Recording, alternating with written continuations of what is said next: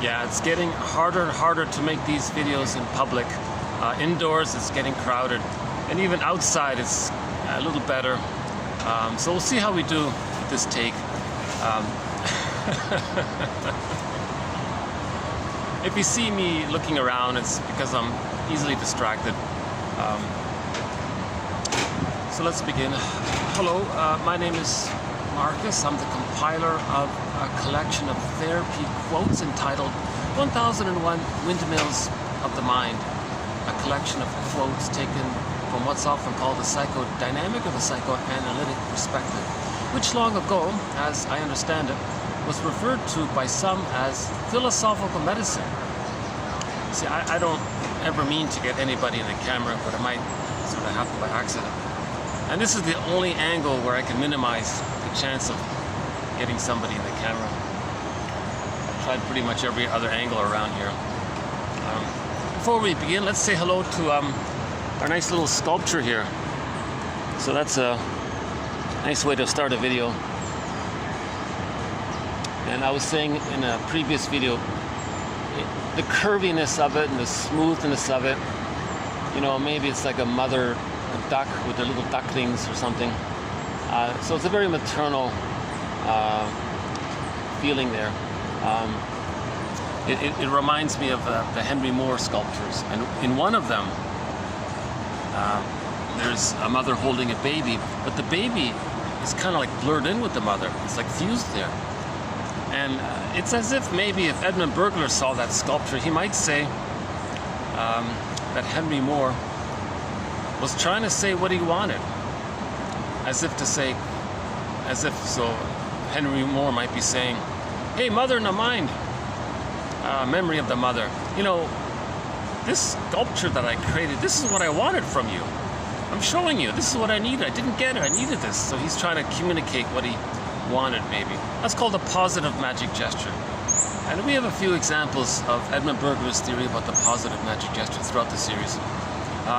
His related theory, negative magic gesture, is a very important concept that's actually one of our threads or themes or topics or chapters or e-booklets to 1001 Windmills of the Mind. We have 50 topics or booklets already. At the beginning of the series, I think the quote that we used at the very beginning sort of describes the psychoanalytic perspective. It was one by Carl Menninger. He said to a client once, you know, these problems that you're having and what you're describing and these disappointments that keep happening to you over and over again, we may say that this is what your script is doing to you. But let us, as a team, you and I, see what we can do with that script. So we want to unpick the threads of a traumatic script, use those threads to weave a new, healthier script. Now this traumatic script is unknown to us. It's in the unconscious. So psychoanalysis or object relations theory is the study of the internalization of interpersonal relationships. So the baby creates a kind of map, a blueprint, a stencil, some kind of working model, some representation of himself in relation to his mother. And it's all very fragmented. Right? Sometimes the mother's promising. The child felt immense hope, and then maybe she was rejecting. The child felt shame. Maybe love was on condition. If the child is in pain, the mother responds. But if the child is happy and wants to explore and be autonomous, the mother withdraws her support. So there could be different. Oh, we got some noises here. Oh yeah, we saw them yesterday. I don't think they last very long. But just a young guy and a lady. It's in public, right? So we can show you this.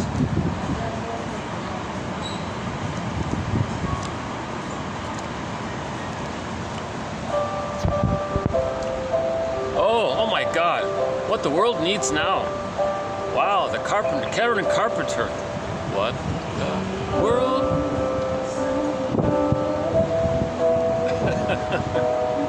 What the world needs now is understanding. If we want the love, yes, but what form of love are you talking about? Let's be more specific. Oh, Oh, this is Yesterday Once More. Oh, sorry, I got the wrong song. The right band, but the right band, but the wrong song. Which song is this? Oh, Close to You. Oh, this song is called Close to You. But it's the same. I got the right band, so wrong song. We haven't played any songs by the Carpenters in our soundtrack here. But, wait a minute. Here it is.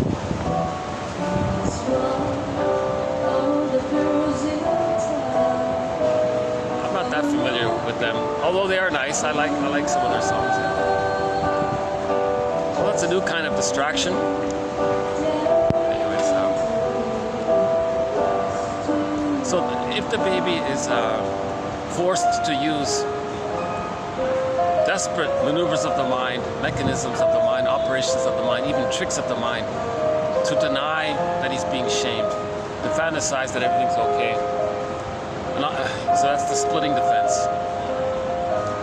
I won't go into in the yesterday's video. We talked. That's a major thread. The splitting defense. Projective identification, another major thread.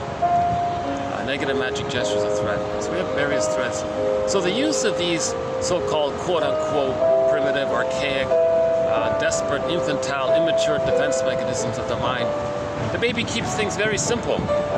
Mother's got to be all good. If there's any bad, no, it can't be that way. So that's splitting. The mother is frustrating. He denies it, creates a mother that's loving, and thinks that's the truth. That's a temporary maneuver of the mind called the splitting defense. So if that's in the script, if that's in the scheme of the working model, meaning splitting didn't get resolved by the age of 3, again, with enough love, the child feels safe enough to allow himself to accept the reality that the mother is both loving and frustrating. And he can do that.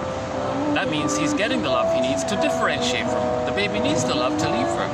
If he's too scared, he can't leave her. He identifies with her, becomes just like her, trying to give her what she wants. The baby wants to heal the mother. He's going to mirror her and act just like her. He's going to become a caricature of her, as if to say to the mother, you see, mother, we're together, we're one, we're going to be just like you. Does it work? Do you feel seen? Can you then love me in return? Does it work? So if there's trauma, the child becomes either in a quest for that fusion with the mother, which he never got. He can be caught in a tar pit of a negative symbiosis with the mother and he can't get out. Maybe he partly entered into the union with the mother but was prematurely ejected out of that psychological egg. You know.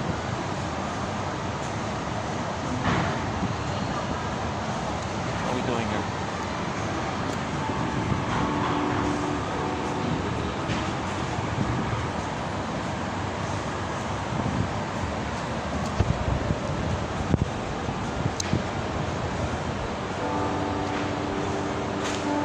I just noticed that that hedge is shaped like a little elephant. I see a baby elephant. Hold on a second. Oh yeah, a baby and a little baby with it. Can you see it there? There's the mother elephant and the little baby elephant. I just noticed that. I've been here for over a week. I just noticed that.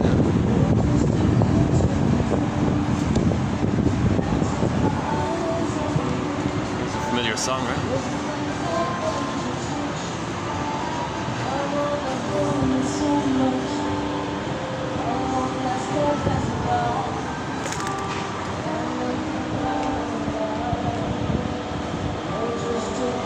Too good to be true, is that what it's called?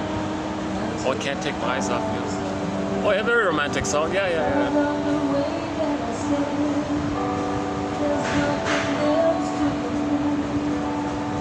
Boy, that's more distracting than I thought it would be.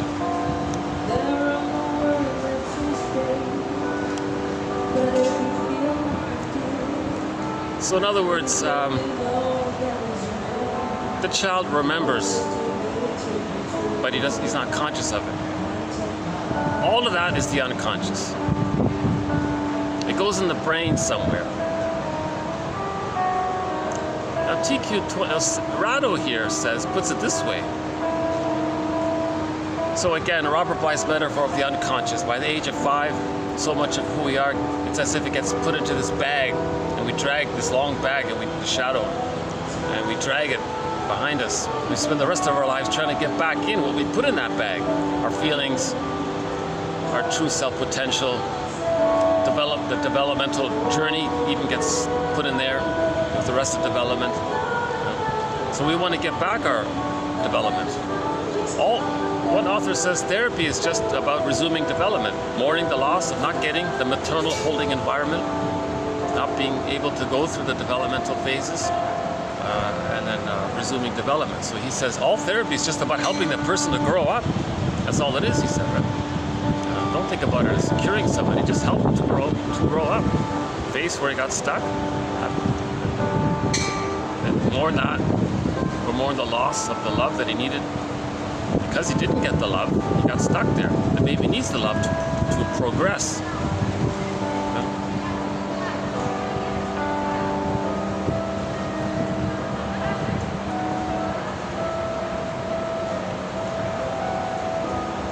Well, if I got them in, I didn't mean to.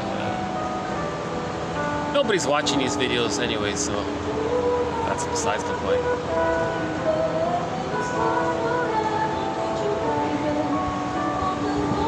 That's a pretty good song, yeah. If I were online here, I'd look up the lyrics for it, but I'm not an official guest here. I'm a guest of the restaurant here, but I'm not a guest of the hotel. You need that to get the Wi-Fi here.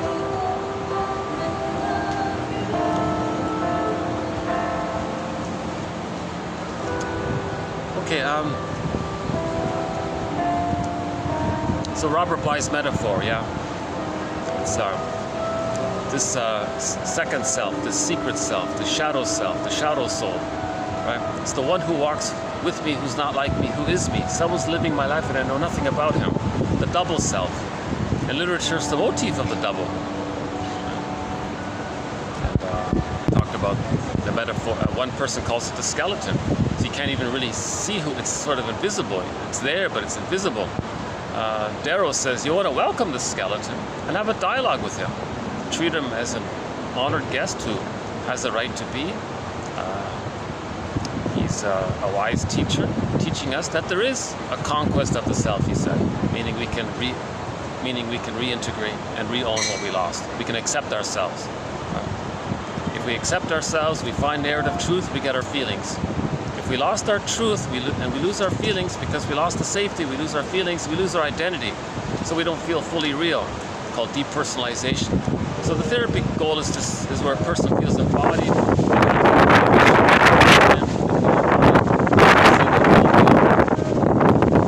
You know, if it gets too, I don't mind the wind, but it affects the microphone. All you hear is the wind, right?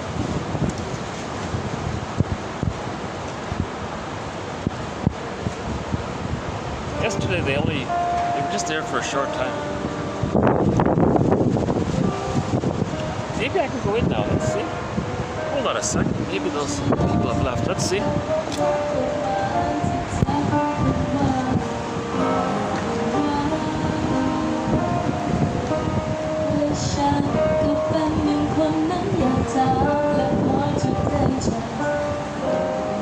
Oh, I think it's good enough.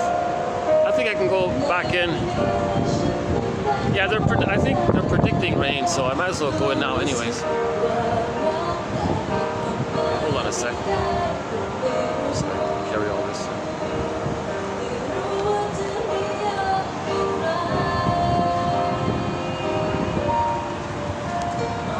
Let me make a second trip for the coffee.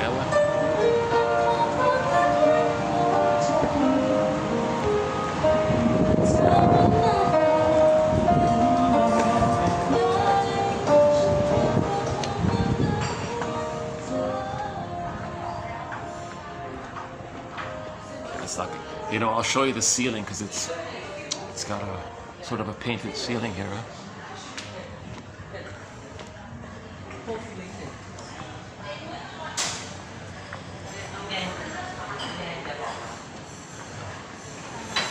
It's a nice place here.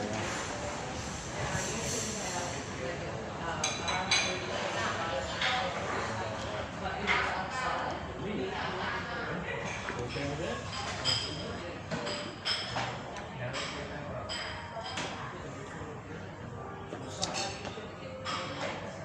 Okay, let's just go here. Okay, let me get my, if you want, you can just fast forward for a minute or two. I don't want rainwater in my coffee, right? A second.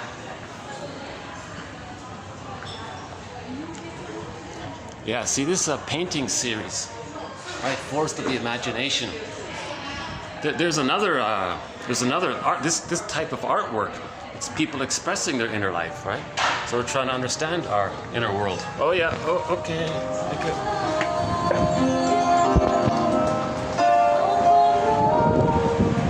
Right. Actually, I just learned what those art pieces are. These are from autistic children. So you know they're trying to express what's going on somehow. They don't know what's going on. They've got to express it somehow. Their pain, their hopes, their wishes to be seen. They're just trying to validate what's going on with them. They're trying to stay in touch with themselves. I feel, therefore I am. You see? So I didn't know that before yesterday. You see, so there's that one about symbiosis, right? You see that? You see that one there? The green and the... I'll get a closer look at it. See, I think this child here who drew this is saying that he's scared and he wants his mother. So he draws, and it's condensation. So he and the mother are the same, they're one. So that's why it looks like that. Right? So the child wants that unity with his mother. It's called the mother-infant dual unity. So this autistic child was saying that he didn't get it. That's my interpretation, that he didn't get the union with the mother. And maybe that's why he's distressed, right? So he calls it, right, forest in our imagination.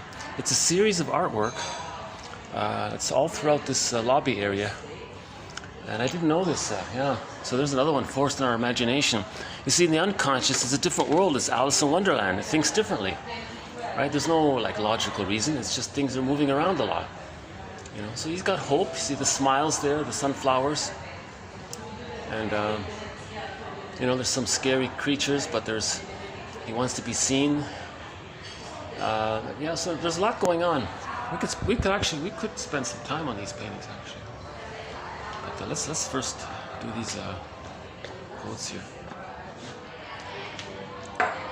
Okay. This table's been good to me in the past. Let's go back here.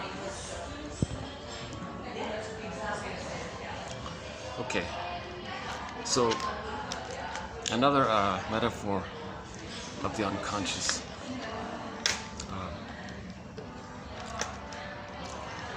is that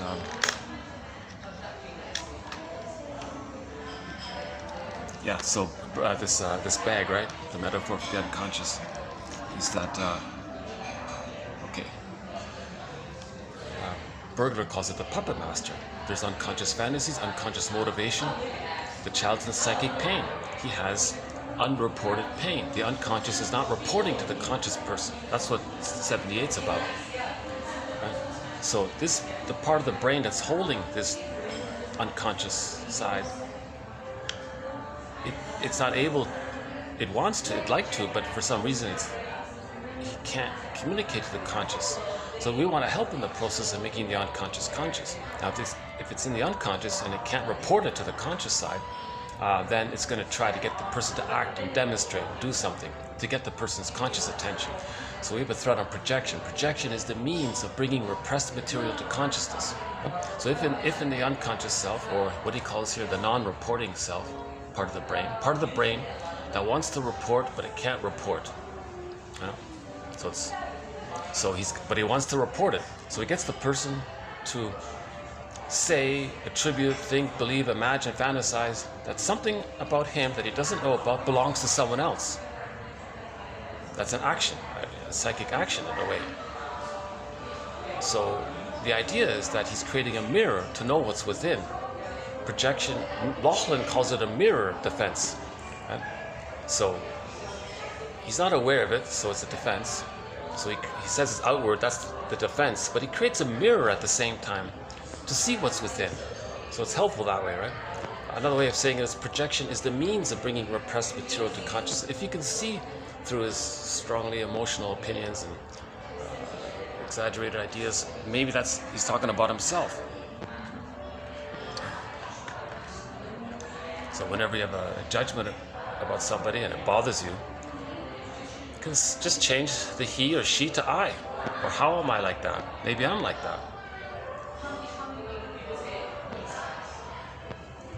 So there's an example of the unconscious doing stuff to us. It's what our script is doing to us. Now, this script is based on the memory of being frozen at a very painful time in the child's life. Strain trauma, developmental trauma, relational trauma.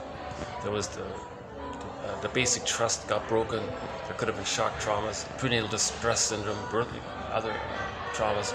And then they're frozen in there, and they're in that frozen state. They're using splitting. They want to project. They want to coax others. They have double think because of the fusion, they can act one. They feel like the victim. In fusion, the self and other are still one.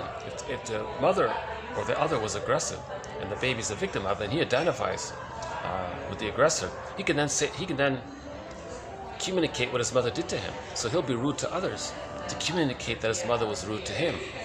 Simultaneously, he sees the rude mother onto others and thinks that he was just treated badly by the other, which was a projection of his own mother onto the other. Then he says, you see, that I'm right, that person is rude. Now he's justified in the negative magic gesture, so he's stuck in a cycle there of this flipping around of his projections.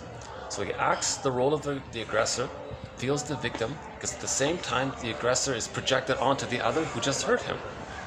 Now he feels justified in the negative magic gesture of shaming the other to communicate that he was shamed.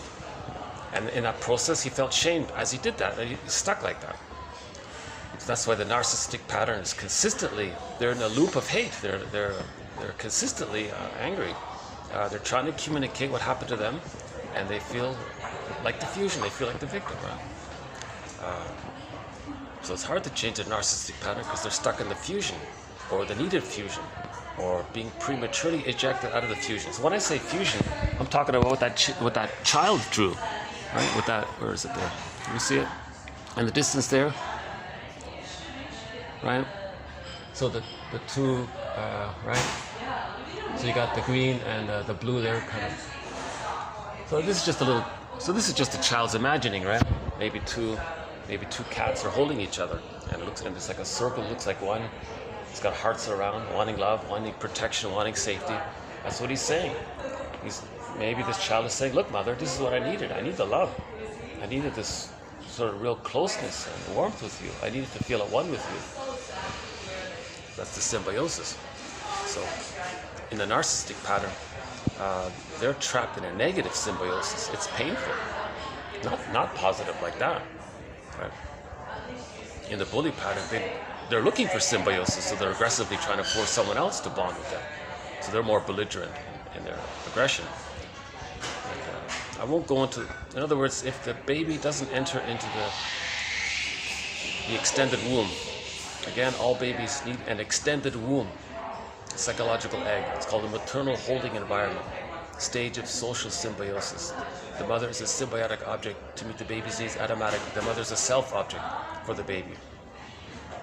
The other is there to, that's the child's self. The other is the self object, and the other has to mirror and do all what a mother does, right?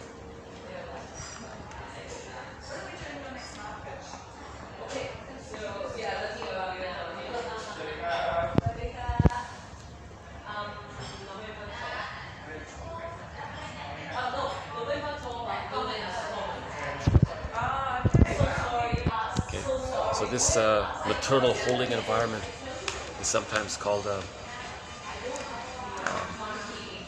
extended womb. So I won't go into that. That's one of our threads, Margaret Waller's theory about the separation individuation process, where the psychological birth of the child doesn't automatically take place with the biological birth. The child has to enter into this second womb, the symbiosis, that painting there. He needs that oneness. It's a blissful feeling. It's a Garden of Eden. It's paradise for the child. Shambhala, Shangri-La. It's a heavenly, blissful, oceanic, unico mystica, they call it. The unico mystica. It's a mystical, powerful, the honeymoon. Think about the honeymoon phase in marriage. It's this happy, strong, we can do everything now, we're together, we can conquer the world, all these kinds of powerful kind of feelings, right? The mana, the wakonda, you're powerful and strong. With that, the child, all child needs that. They get that feeling, so they feel like little gods. Everything's there to serve him, take care of him unconditionally. Okay? In the womb, the placenta metabolized the child's waste, and the placenta sent down the love that the baby needs. After birth, biological birth, that pattern continues. The child is distressed. The mother metaphorically metabolizes the child's distress, soothes the baby, sends and returns the love. So everything gets taken care of the child. His waste, literal or emotional, quote unquote, his distress. I'm not sure the proper analogy there, but his pain, right? Something he doesn't want. Put it that way. Something he doesn't want. Something he wants to get rid of. Okay, his pain. The mother can deal with it, and then the mother replies with love. So the baby's in that modality. So he's a little god. He doesn't do anything. He just receives. He's taken care of all the time. It's called infantile megalomania. The child thinks he's in paradise. He's a little god, little magic sorcerer, hallucinatory, unconditional omnipotence. Maybe in the later on after birth, he can make some sounds. So that's he makes some gesture. He shakes his rattle like a wand. So he magic gestures, magical thinking. Maybe he just thinks it and he gets it. So maybe he moves around as a gesture. He anticipates it, and he's entitled to it, of course. That's part of his growth.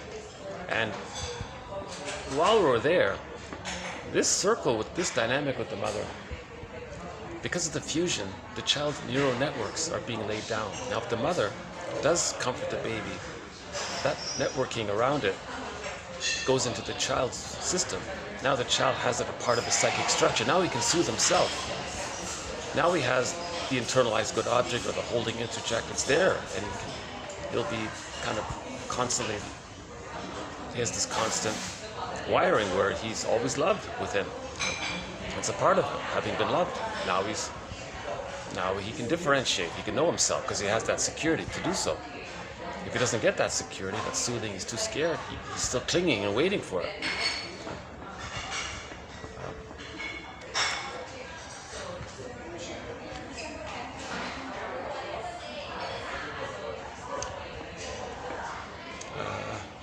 I'll be honest with you, I forgot the starting point of this line of.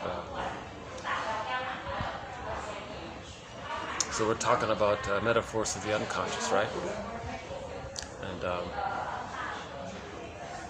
force of the imagination in the unconscious, there can be the memory of the child needing the oneness with the mother, and it's not met. That's a trauma. The child lost his safety, he lost his feelings, his golden ball.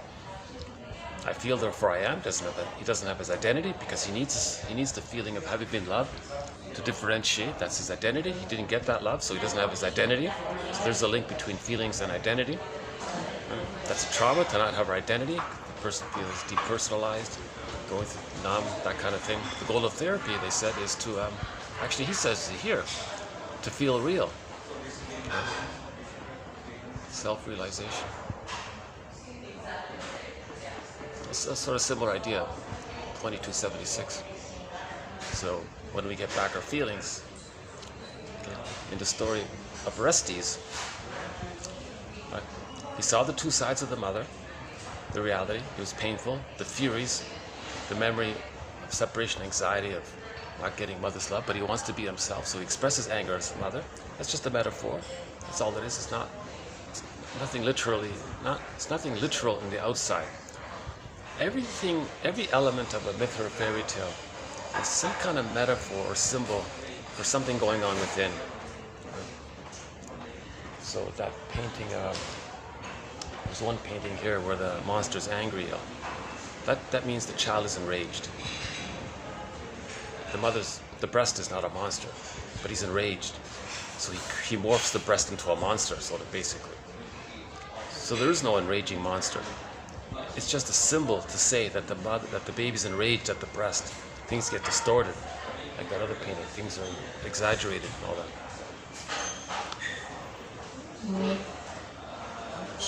Okay, do you want to see the little bit of the rain here? Hold on.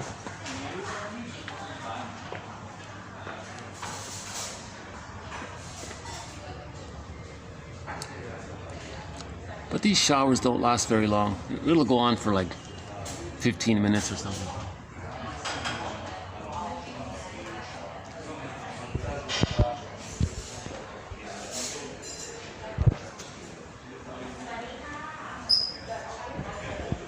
Some people there. Well, if they get noisy, I might move up. You know, I think maybe soon I'll be able to move upstairs. What is it here? 3:30. You know, I think I can, yeah. You know, it's nice and quiet upstairs.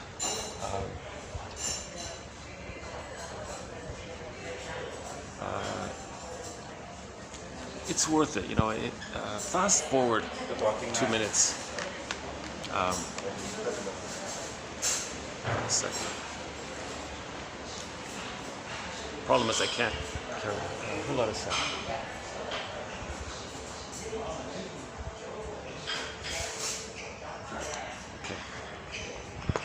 Let's do this.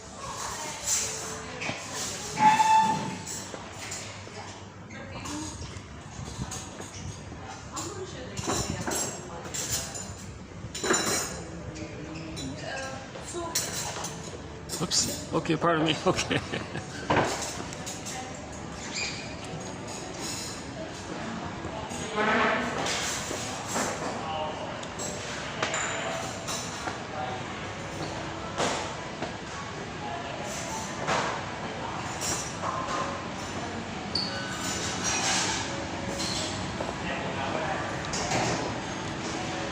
Is it okay if I just sit for a little while? Great, thanks, okay.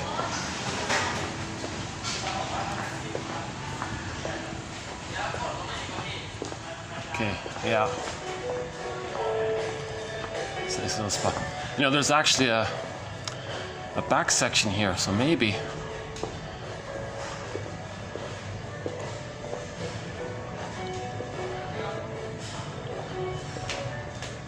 Okay, all right.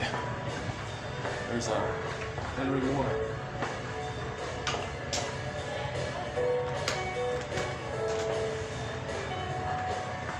There's the... Yeah, that's where we started, eh? With the 2 pillows there. Okay.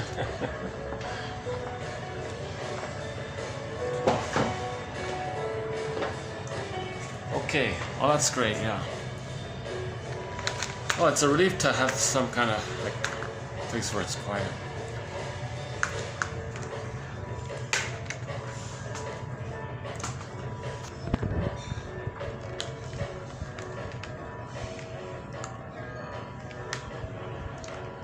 The reason I'm posting these videos unedited and the way that, you know, because the quotes are below. That's really my the most valuable contribution, is that all of these quotes are posted below. You just click the little more link there, the see more link.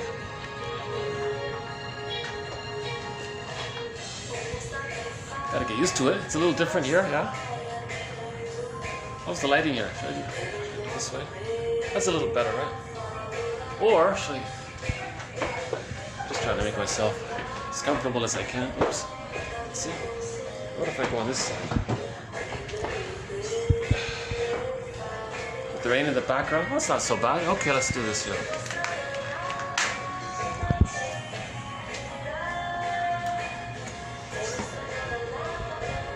Look, a little bit better background now. So yeah, the quotes are posted below. We now have 2,278 therapy quotes covering the 50 threads: repetition, compulsion, interpretations of myths and fairy tales, projection, etc. The unconscious. Sometimes when, in a myth or a fairy tale, when a fisher person brings up a fish from the ocean, they're meaning that the ocean is like this mysterious, vast world. So the ocean is the unconscious, or the forest, like that children's art series, Forest of the Imagination. This wild, vast other world. So it's an other world. The idea is that we live in two worlds: our conscious world and this other world, this fantastical other world, an ocean or a forest. So when a fisher person brings up a fish, many interpreters say that's like bringing some contents up from the unconscious. You're accepting something about yourself. So it was repressed, it's in the ocean, you didn't see it. Now you brought it up, you accepted it. Now how did you bring it up? Well, the knowledge, being your own existential detective, helps to get to a place where you can then accept something that you previously didn't want to admit. You couldn't face it anymore. So for a long time, a person couldn't accept something about themselves. When they're ready to do it, that's like bringing up a fish. In some versions, Woodman says they eat the fish to really integrate it as a part of them. But the idea that the fish is in the boat, kind of thing. Yeah, speaking of fish, yeah. I'm doing my very best to not bring in current affairs into this. And I've been pretty good with that. I very rarely mention something on the outside. I'm trying to stick to the basics. How do we heal? My disclaimer, I'm not a therapist, I'm not a shrink, I'm not a professor, a doctor, none of these things. I looked on YouTube for a teacher of this material. I couldn't find it. So I thought, oh my God, how am I going to learn this? So I'm trying to maybe self-teach it, this kind of thing. So I'm learning as I go along. Yeah. And my delivery has gotten a little better. When I started, it was very flawed. I was very anxious. I feel like I'm a little calmer, so maybe that's a sign of it. Okay, let's just jump to Rollo here. Here's how he explains the unconscious. It's not bad. I don't know why no one's ever mentioned this before. It's my first time seeing it just today. Okay, so he's talking about, so a part of the brain will send the contents to the consciousness, to the mind. So he's just using it as a shorthand. He's talking about the brain-mind link, the mind-brain. So the brain will send some information to the mind, meaning consciousness. That's all he means. Keep it simple in this example. The mind just means consciousness in this scenario. So that's a part of the brain can send this information to the mind. Now the person's conscious of it. But the brain doesn't send or, quote, report everything to the mind. So the brain has a storehouse, this unconscious side, and it can influence the person. It can influence their mind even. It can influence the person's choices in life, who they marry, what job they do, those kinds of things. So that's what he calls this the non-reporting part of the brain. Interesting way of putting it. Okay, so the rest of the brain's nervous activity may then be called non-reporting. For example, suppose a highly intelligent client is made to realize in retrospect that in a certain situation his attitude and actions were motivated by fear. I explained that his fear was at the time repressed because it would have hurt his pride had I told him. I call such repressed fear non-reporting fear. His brain performed without reporting to his mind. Analogy is it's like having a record player. You're running a record player. You're running the machine to play the music, but the loudspeaker is silenced. You're not hearing it. It's playing, but you're not getting the message, right? You're not hearing it. Although the MP3 player is playing, you don't have the little headphone plugged in, so you're not hearing it, but it's playing. So the brain is sending it, but we're not hearing it. That's what he means, right? So with this term, quote, non-reporting fear, I express the inferred psychodynamic meaning of a non-reporting, that is, purely physiologic process. Similarly, I speak of non-reporting tensions, non-reporting thoughts, non-reporting feelings, right? Of a non-reporting brain process, right? So that's psychic content. Non-reporting psychic content, feelings, thoughts, motives, memories. It's not reporting it. It's too pain. You're not ready to hear it. Okay. So in that dialogue with the skeleton, Darrow's metaphor, that's what you want. You want to have that dialogue. The unconscious is reporting to the conscious. So the unconscious says, I got a report for you. And the conscious says, what's the report? And you're listening to the skeleton, the double self, the secret self, the unconscious self, the shadow self. You're listening to it. It wants to communicate to you.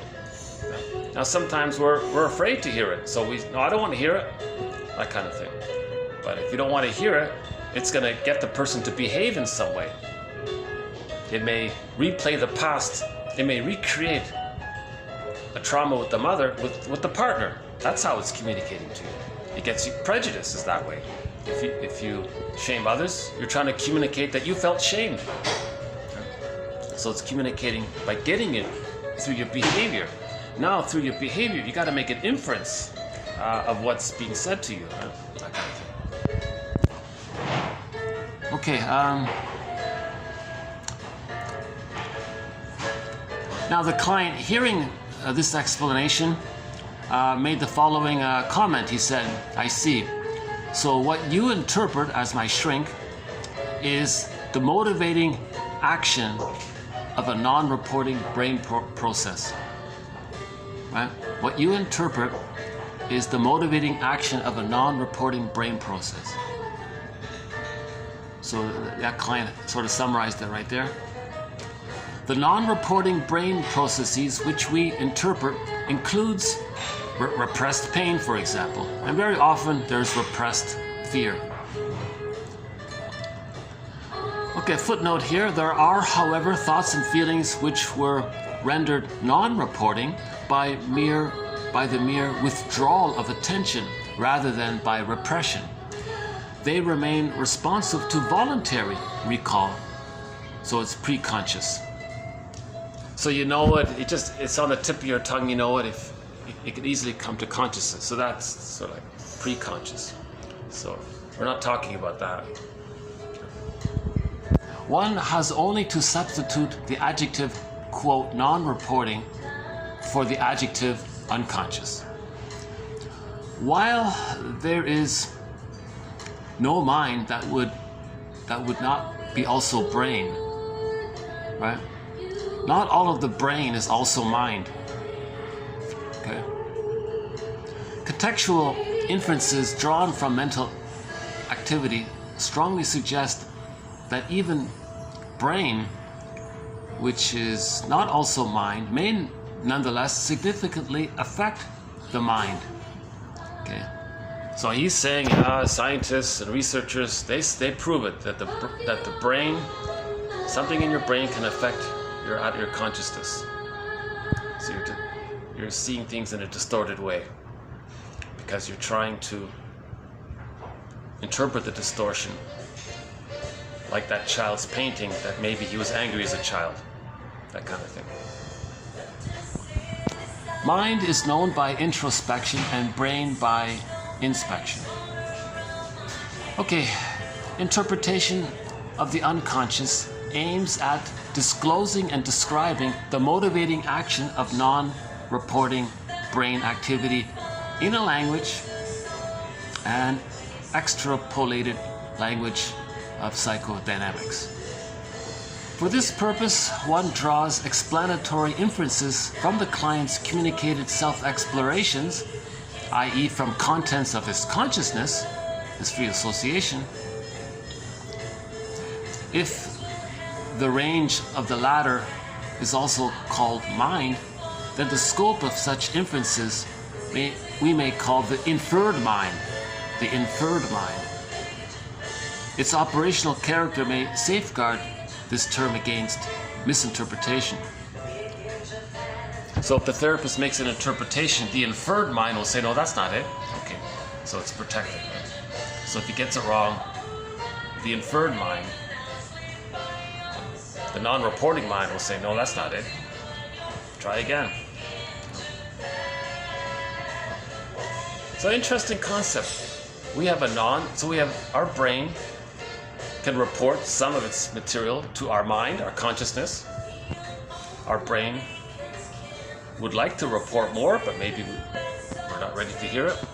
So the non-reporting brain says, oh my God, the unconscious side, that's the unconscious self. So the non-reporting brain is the same as the unconscious. So there's another sort of metaphor. I think it's a good metaphor. The description and for the unconscious. The non-reporting side of the brain. That's the unconscious. All of this is in the brain, of course, somewhere, right?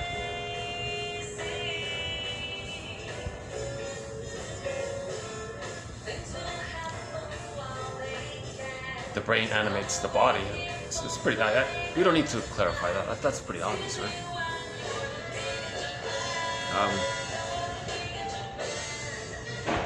Again, so the brain can communicate to the mind. The rest of the brain's nervous activity may then be called, so what it doesn't, that's the non-reporting side. The rest of the brain's nervous activity may then be called non-reporting. Suppose a client is made to realize in retrospect that in a certain situation his attitude and actions were motivated by fear. Or motivated by the attempt to replay the past in the present in the fantasy of changing the past, undoing the past, getting a better outcome from the past. It can't be done. Repetition compulsion. So I think there's a lot of non-reporting of repetition compulsion. So Russell says the child loses safety, loses his feelings. He wants to replay the scene of the crime with the mother in the present with someone else, in their fantasy, going back in a time machine to the nursery to get a better outcome. It's a secondary delusion. It's all nonsense. It can't be done. But this activity is a mirror. The non-reporting brain is communicating through our repetition compulsion to get us to see what our non-reporting brain or the inferred mind. Okay, the inferred mind. So another term, the inferring mind. It's inferring. It makes inferences. Observe the pattern.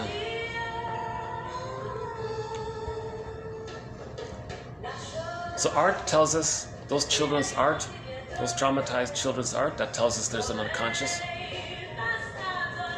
It's a different world in there. In our speech, we may pick up something that leads to something more. When we free associate, important material does tend to come up. So free association is the way to make the unconscious conscious. A simple example was from the recent self-help exercise called the 5 words. So to regulate anxiety, 5 words. Apparently it's a standard technique in cognitive therapy. That's the first 2 words. What's the hardest thing? Okay, so that's the next 2 words. About. So that's the 5th word. So what's the hardest thing about? So 2 + 2 + 1. So there's 5 words. And then that's a question prompt. And then after you say those 5 words, you fill in the blank. So what's the hardest thing about? What's the hardest thing about me facing my ambivalence about doing these videos in public? The staff have been very good to me. They said, yeah, go ahead, you can use this space. Yet sometimes a waiter will come by. What's going on here? Maybe I'm interrupting something, or they know me by now, so they're comfortable with me. I'm a regular here, so I still feel like, well, there might be other waiters that don't know me. So what's the hardest thing about this mixed feelings you have, where you're allowed to use this space, but maybe you feel, ideally, maybe I shouldn't be using it, but they said it's okay. So they're using their discretion. He's a nice guy, he's a regular customer, he tips pretty well, he wants to use an empty table, I'll let them use it, no big deal, right? Whereas maybe in some other places, they might say, no, we don't know. Okay, so the hardest thing about doing my video here is that a part of me feels a little, honestly speaking, a little guilty. So what's the hardest thing about this guilt that you're feeling? Well, it reminds me of other areas of guilt in my life, such as, oh boy, okay, so it reminds me of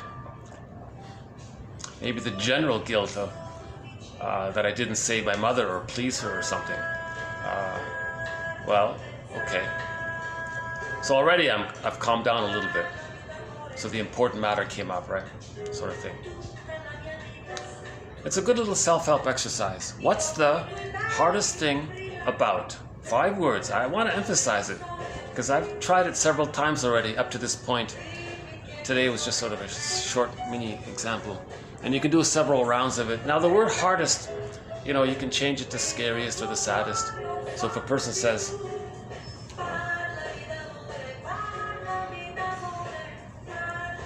let's say you call your friend saying, well, fly over here, I'll meet you here.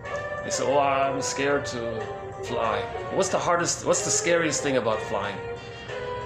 And then maybe they'll say what they say. So you can change the hardest to other adjectives, right?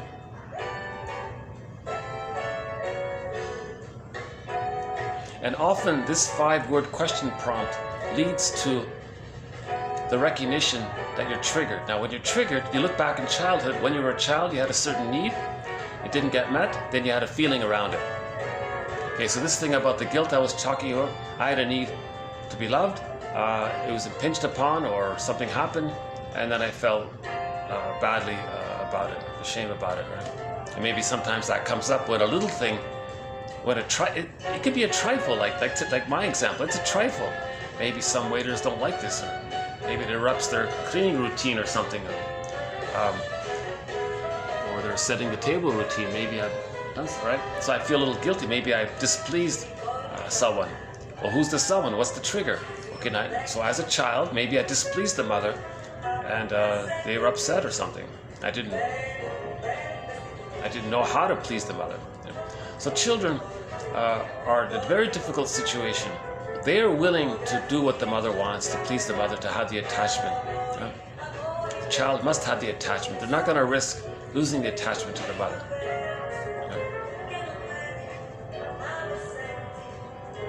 So some mothers have impossible demands. The child tries their best.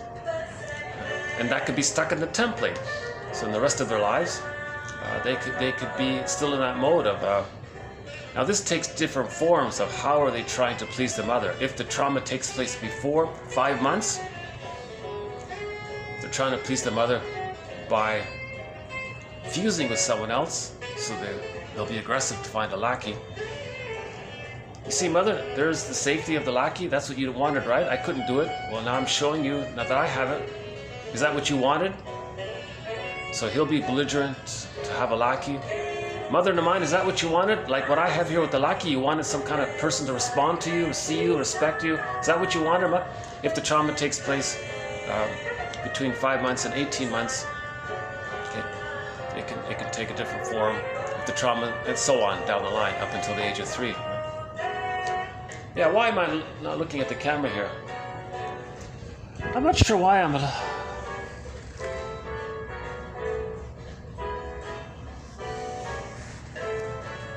Yeah, maybe this topic is triggering. Maybe I feel embarrassed to talk about this. I'm looking away. Yeah. So there's limits. You gotta pause. Anxiety. So we have a quote on it. So let's do this anxiety quote here. So we're doing 3 quotes in this video. So we just did one there by Rollo. This next one here is by a guy named Irving Baber. I don't know much about him. I'm not sure how you pronounce his name. B-I-E-B-E-R.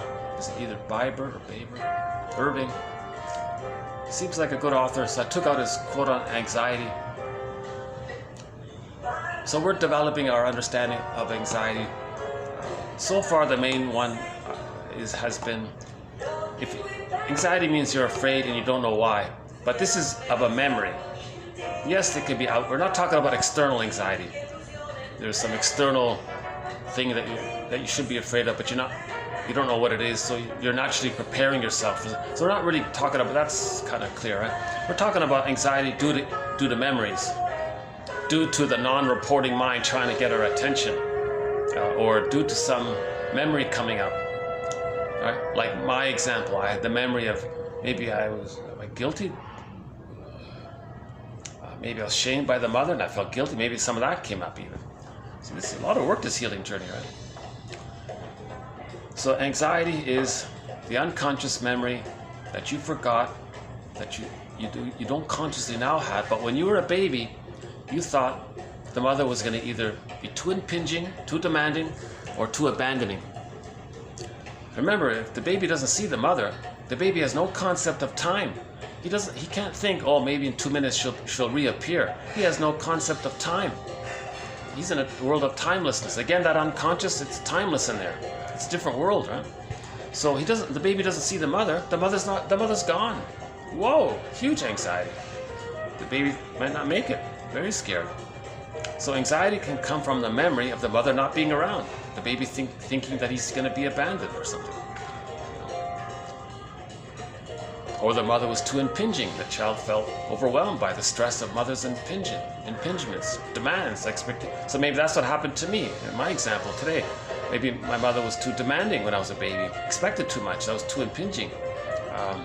So maybe I have that kind of memory coming up, right? A little bit, right? Okay, anxiety. So we'll add one more quote to our thread on anxiety.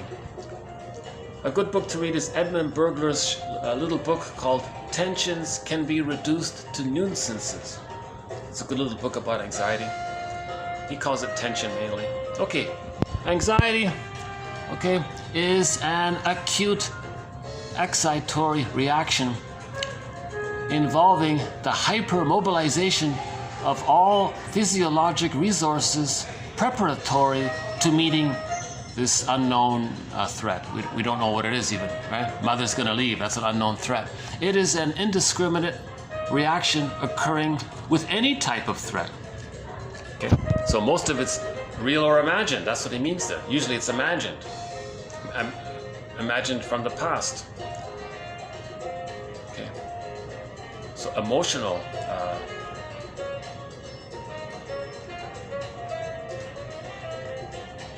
emotional anxiety.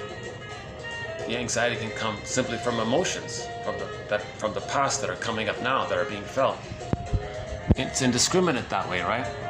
If you feel anxious, it could come from a variety of reasons, from childhood memories, present reality, etc. The estimation of the extent of the so-called danger represents an equation between the nature of the threat and the perceived capacity to master it. Okay, so question of degree there. If anxiety is prolonged beyond tolerable limits, somatic exhaustion may occur. So one quote was about that. He felt a lot of anxiety. He always felt tired. That was the theory about why the guy was always tired, because he was always anxious inside. That made him tired. It's exhausting to hold your body tensely, to be worried all the time. It'll wear you out kind of thing. Emotional fatigue. So prolonged anxiety can lead to emotional fatigue, nervous breakdown, etc. The individual's perception of the existence The individual's perception of the existence of anxiety alerts him to the existence of a threat. Okay, so if you're aware of anxiety, that means that's like a signal, right? That's like a signal, like a canary in the coal mine. It's a signal that's alerting you to something worse, right? Real or imagined. Usually it's imagined, right? Even though he may not be able to recognize or locate the threat. Okay, so when I'm talking on the video here and I'm feeling anxious or embarrassed or shamed, I'm not sure why I'm feeling it. Like, if you see me a little tense in my face or that I'm stressed, because now I'm feeling that memory when I talked about the idea of unconscious guilt, and maybe that triggers me. I'm not fully clear where this is coming from. But part of it was help. But I calmed down a little bit when I got the idea. Oh yeah, mother was impinging back then. Yeah, she was quite demanding back then. Had a lot of unrealistic expectations. So that helped a little bit when I brought that up to my consciousness. So I guess it was pre-conscious, right? So what enters into consciousness may come from the pre-conscious or from the unconscious, right?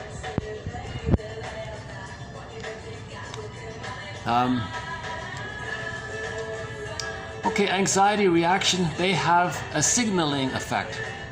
Yeah, that's okay, there's the signal idea.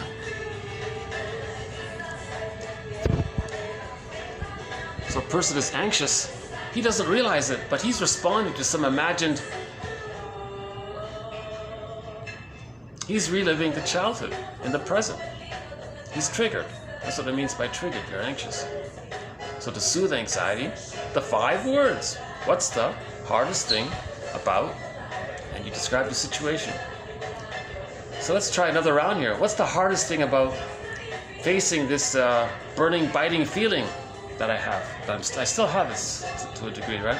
I want to see if I can clear it by the end of this video. I like to end on a happy note if I can. Right? So what's the hardest thing, Marcus? So Marcus, what's the hardest thing about feeling some of this old stuff? Well, I thought I pretty much faced it.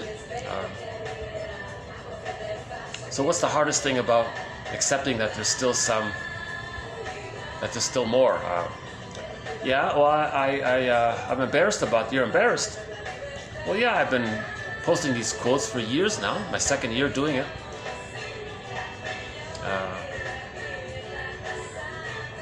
So what's this, a vanity issue about how it looks? Because it's taking you so long? Yeah, I guess a little bit. Yeah, maybe I took a little pride in thinking that I could go on this second journey and be successful in healing it. Okay, so that helps, right? I brought up a little bit. I didn't know that maybe I had some little pride in my ability to heal. So there's a little narcissistic residue there, or trait, maybe still there.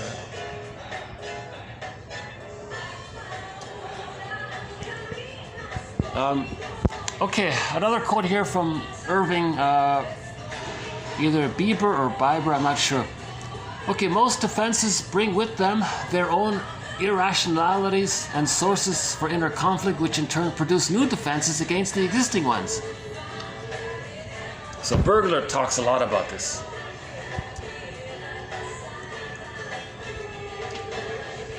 The baby needs to bond. We all agree on that. Life force is object seeking. The baby comes out of the womb. He has this innate expectation for the breast. He wants to nurse.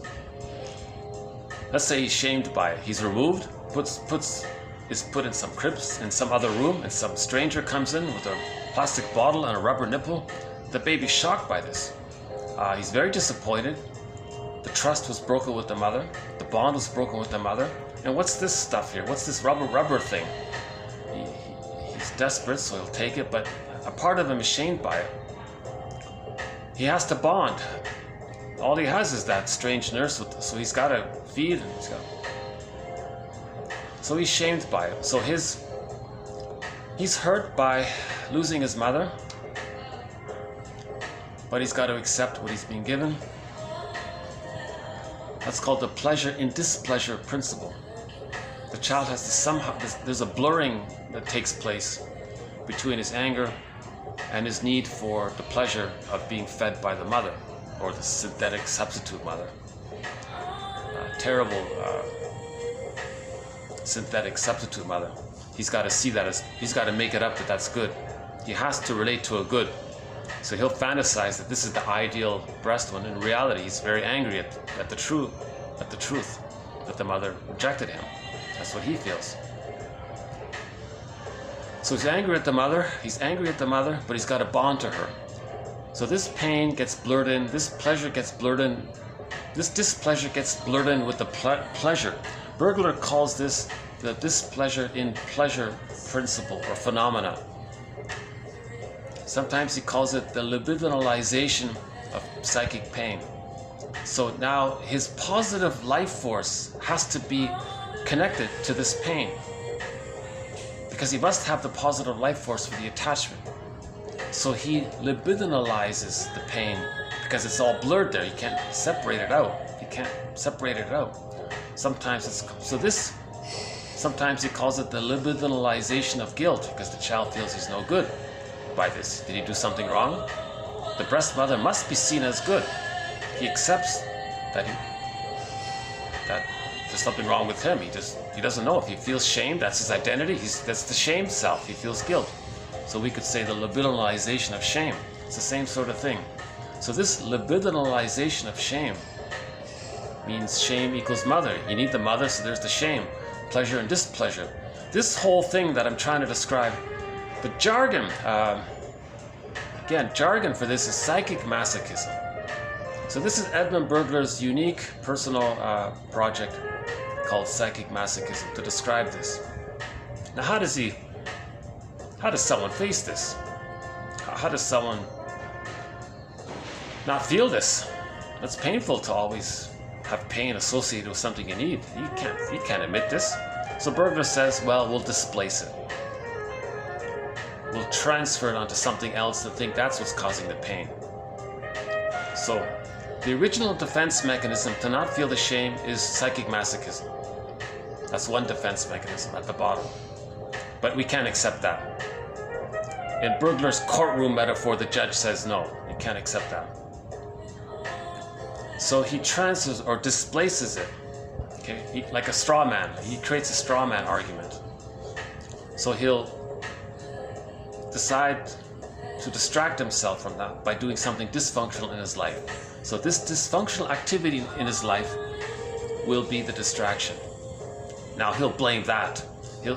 So he creates another defense mechanism called pseudo-aggression. Whatever form that takes, emotional eating, choosing the wrong partners, whatever dysfunctional attitude, behavior that he has, he'll think that that's the real issue. That's the true issue. And the judge in the courtroom says fine. So he'll blame that. So all of his attention is on that. Now, in this pseudo-aggression, he can't even accept that sometimes. He's got to mask it over with maybe something else. Maybe society doesn't accept that. So his family doesn't allow that, whatever he decided. So now he has some other thing that he's doing. Then he's got to rationalize it. That's another layer. And then maybe it's not convincing. So now he's going to be aggressive to bully people to believe the rationalization. Now he has narcissistic rage as a defense to protect the rationalization. So it's very layered that way. So that's why Bergler says, first you confront the rationalizations. Keep confronting the rationalizations, then you find the defense mechanisms. But it's misleading. That's not the real issue. That defense mechanism is covering one layer of pseudo-aggression. Then you face the deeper layer of pseudo-aggression, and then you come to the truth that the attachment wasn't there, that the person had an insecure attachment style. The person didn't bond safely with the mother. You didn't get the safe bond. So that's the idea of the layered thing. So one metaphor is the onion, right? You peel the layers and then you cry, you mourn, right? Oh, the iceberg metaphor, the classic one, right? So the part you see above the surface of the water, that's the consciousness, but there's so much underneath. That immediately conveys that there's a lot going on in the unconscious. Oh, the painting Stepping Out. Yeah, I forgot about that one. We've got others, I'm just not remembering them all. So Stepping Out here.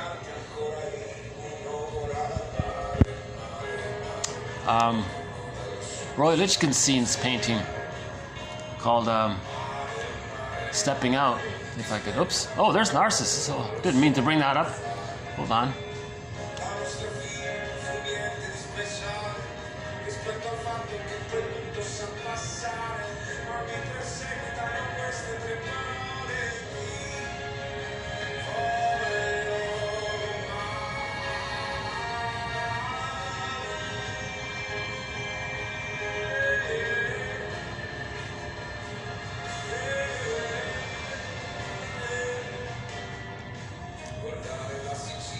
Huh. I don't see it here. Okay, there's a painting called Stepping Out by Roy Lichtenstein. Look it up. That's an immediate metaphor for the unconscious, right there. You'll see it there. the two sides, the conscious side and the unconscious side. When we say know thyself, know both selves, the conscious self and the unconscious self. And we want that dialogue there to take place.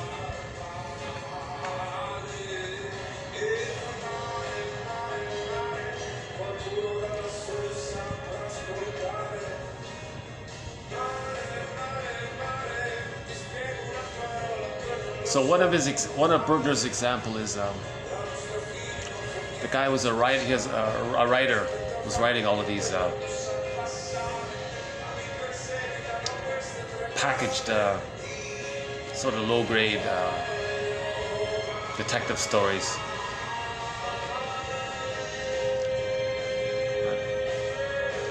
So he wants to say that the characters in the novel are guilty.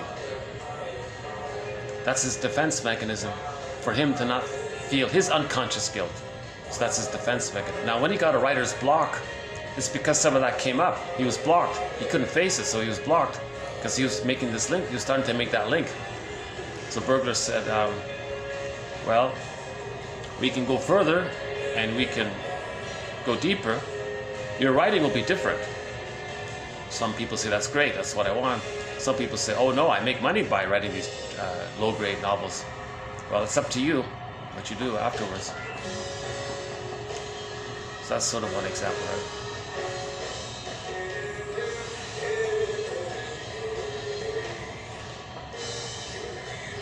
Yeah, I'm not in top form today. I really am not. Some of my videos, I think I'm more articulate and things flow a little better. Today I'm somehow just so distracted today. Even though I'm here. Thank God I'm here, otherwise I really couldn't do this video. Hey, if I turn this way, can you get the...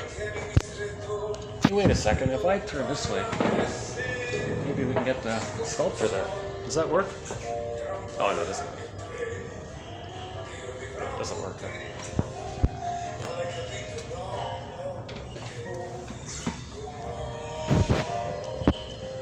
So I'm feeling anxious. So what am I anxious about, Marcus? What's going on? I don't feel myself very calm. So what's the hardest thing about not being calm?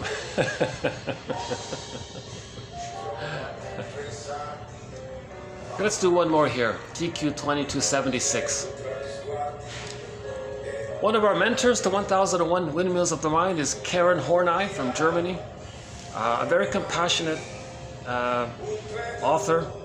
The first time I read one of her books, oh wow, I really feel her love there. She's a compassionate, she's articulate, got a lot of warmth there. Unfortunately, there's no video of her. There's only like one audio of her reading a paper. It's about an hour long. Just before her passing, there was a lecture there. You can find that on YouTube. You can hear her speaking. Keep in mind she's in her later years when she read it. But still, it's still a great essay about neurotic love. So she has a thing about transference love and neurotic love, the difference between that kind of using a partner as a memory prop for your mother and then trying to change your partner, thinking you're going to change your mother and by doing so in your fantasy had the experience that your mother loved you. By changing your partner, you're changing your mother from the past. It doesn't work. So this is neurotic, right? That kind of thing. So yeah, so we'll do one of her, actually this is not directly by K Horney, but someone else was discussing her work. So this is TQ 2276.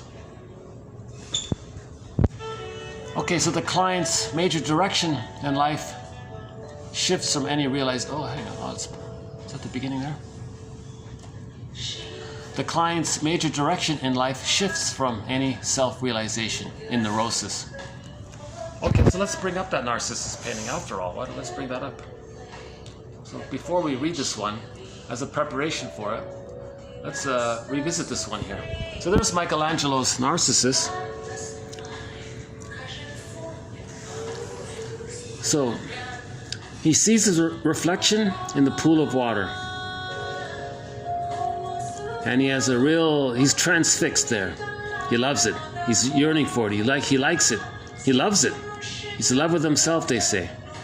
Now this self that he sees of himself in the pool of water, this is his concept of himself, that when he was a baby, he was in paradise. He was a little king, a little god, all about him. Everything served him. Infantile megalomania, grandiose. The world was his oyster, right? So he has a memory of that time in the womb or shortly afterwards, where it was all about him, infantile megalomania. And he's stuck there. He didn't get enough love to advance beyond that phase. And he can't leave that phase if he didn't get the love to do so. So he's stuck there. So he's looking for it. So all he has is to take refuge and cling back to regress to that state. So he wants to stay there. So he's stuck there. He's transfixed there. So this image in the pool of water, we've been calling it the ideal self. An image of him as being a perfect little god, right? Meaning the baby thinks he's a perfect little god. Your Majesty the baby or something like that, right? So, and everything he does is to chase that. So that's his narcissism.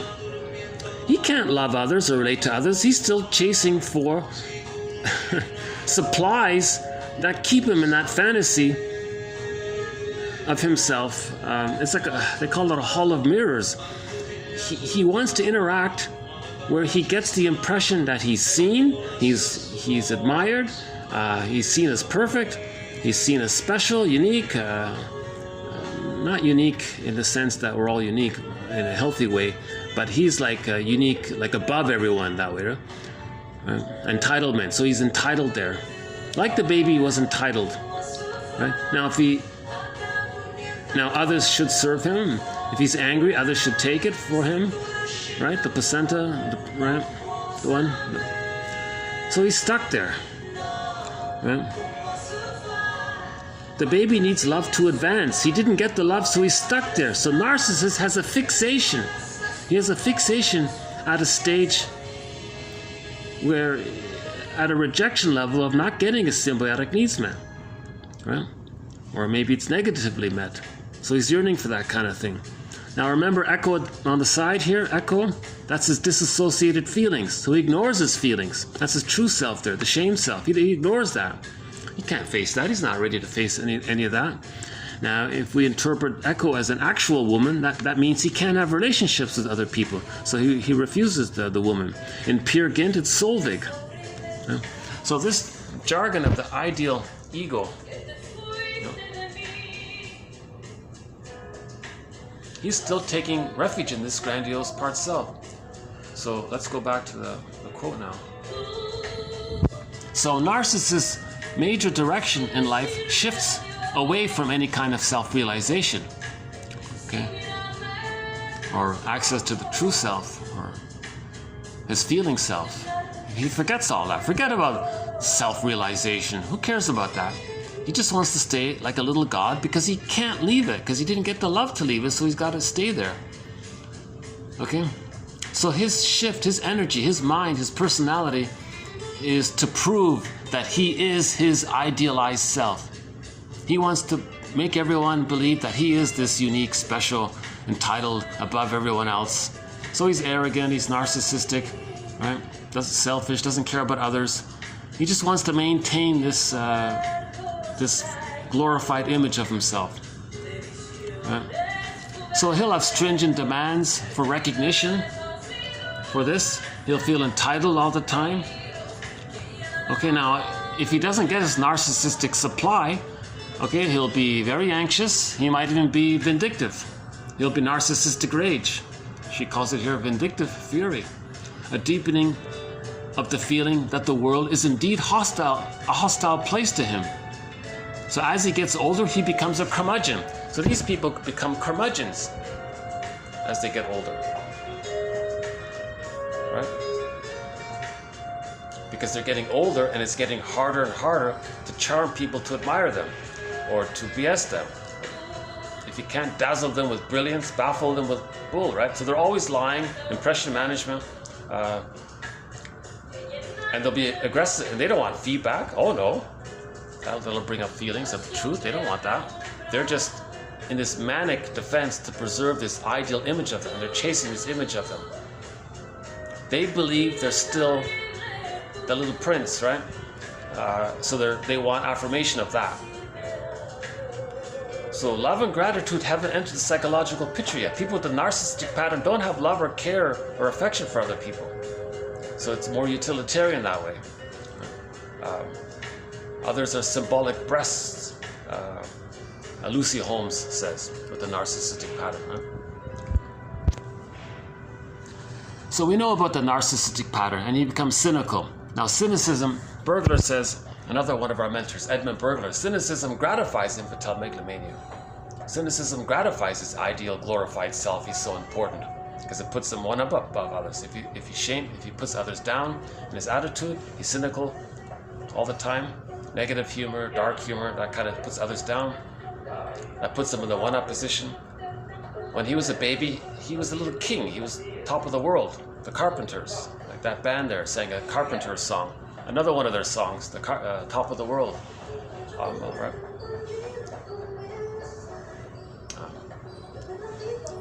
Early in this video, there was a singer downstairs that sang a song by the Carpenters, Karen Carpenter.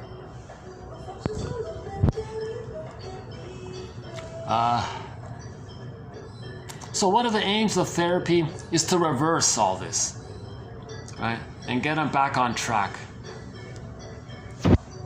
So all of his energy is chasing this ego ideal, this glorified self. Let's get him back on the track of development. He's stuck. He's fixated. Arrested development. Narcissist has arrested development. The goal of therapy is to face this, soften it, understand it, so he can resume development. Okay, Rollo May says, quote, "The only thing that will grasp the client and in the long run make it possible for him or her to change is to experience fully and deeply that the other person, that they are doing precisely what they're doing to a real person in the real moment." So Rollo May was saying, if he can understand that the other person is a person, not a thing just there to take care of him and serve him, to be shamed by him and accepted, not to be objectified, to be thingified. If he can get to a place where the other person has feelings, he's cynical about that. He doesn't care if other people have feelings. He only cares about his feelings. Looking out for number one. Doesn't care about others. Others, if they're useful, it's utilitarian, fine. If not, they're devalued. They don't see others as in their full humanity because they haven't experienced their own full humanity because they're arrested development. So they don't know their own humanity. So they can't see the humanity of others. First, he's got to find his humanity.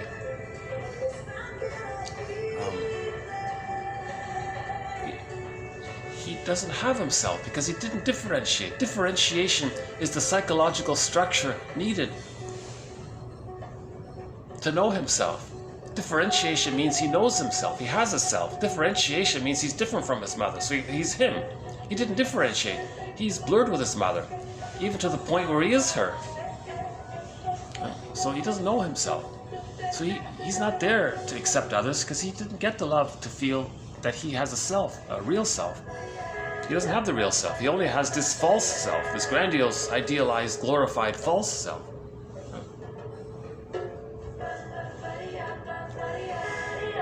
I feel like something's missing here. Hold on a sec.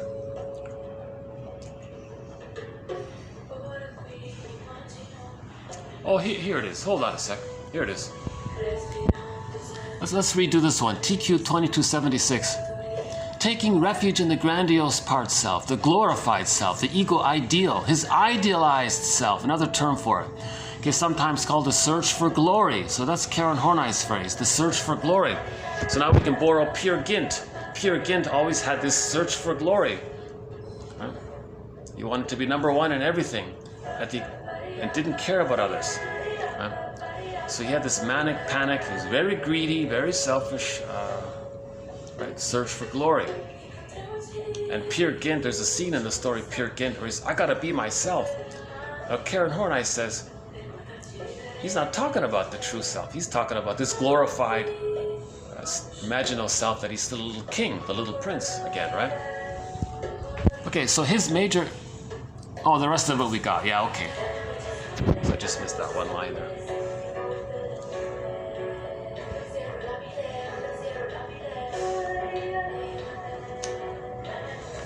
Okay, next part here. Okay, so that's the cure. That's the cure, right? If he can understand... Now, in order for him to understand that the other person has a psychological self, an autonomous self, ontological self, and autonomous self, that they're a person, that they have feelings and needs, a personal narrative, they have family, they can cry, they have joys too, and they want love, and they want a chance in life. They want to know themselves. That these are human beings. They're all human beings. If he can get that, this other person is a full human being. To get there, he's got to find those things for himself. Now, to find those things for himself, okay, to get there, he's got to differentiate. Now, how does he differentiate? He's got to express his anger at the mother and say, look, mother in the mind, you didn't give me the love I needed for me to know myself. I'm angry at that. So he's got to grieve the loss of not getting the maternal holding environment, the attuned mothering. He didn't get the attuned mothering. He's got to grieve that. Okay. Once he starts to grieve the thing that he needed and never got, now he's on his way. Now he can differentiate. Okay, so this brings up the feelings that related to that. His identity is coming in as he's feeling. I feel, therefore I am. Sorry, I don't know why I keep staring out. Maybe it's the window thing.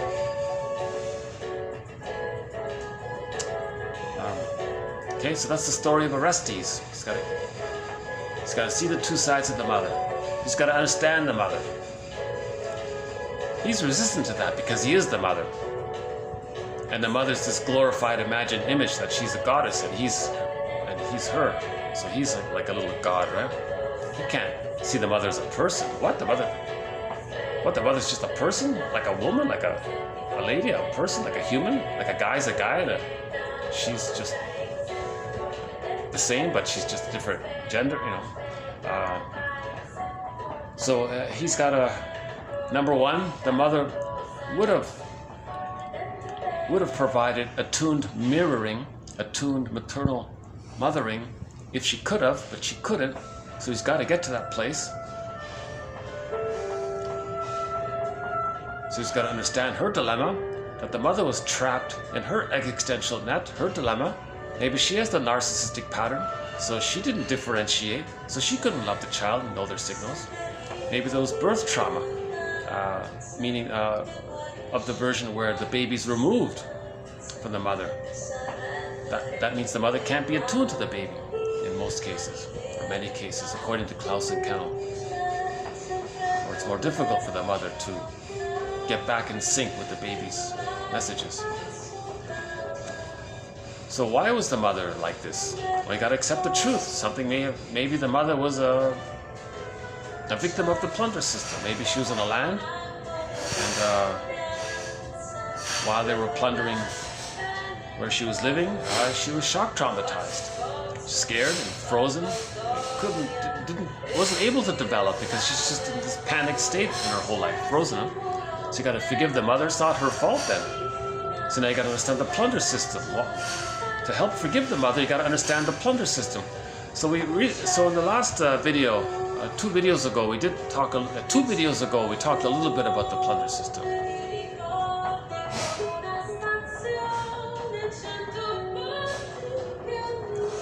I won't go into it here. It's not a thread. It's not a specific thread in this series. We do have a sub-thread called the sociological factors that contribute to prejudice, and part of that is, and in that thread, there's a little bit of material about the plunder system, because that's the sociological factor that contributes to prejudice. Because prejudice can come from internal trauma, internal psychology, also from conditioning from the outside. Outside factors can lead to it. So the plunder system like if, for example, the schooling system. To graduate, you have to be prejudiced. If you graduate high school and you don't really have a prejudiced mindset, you might not. Jane Elliott says, if you graduate high school and you're not prejudiced, it's a miracle. You should have gotten an F.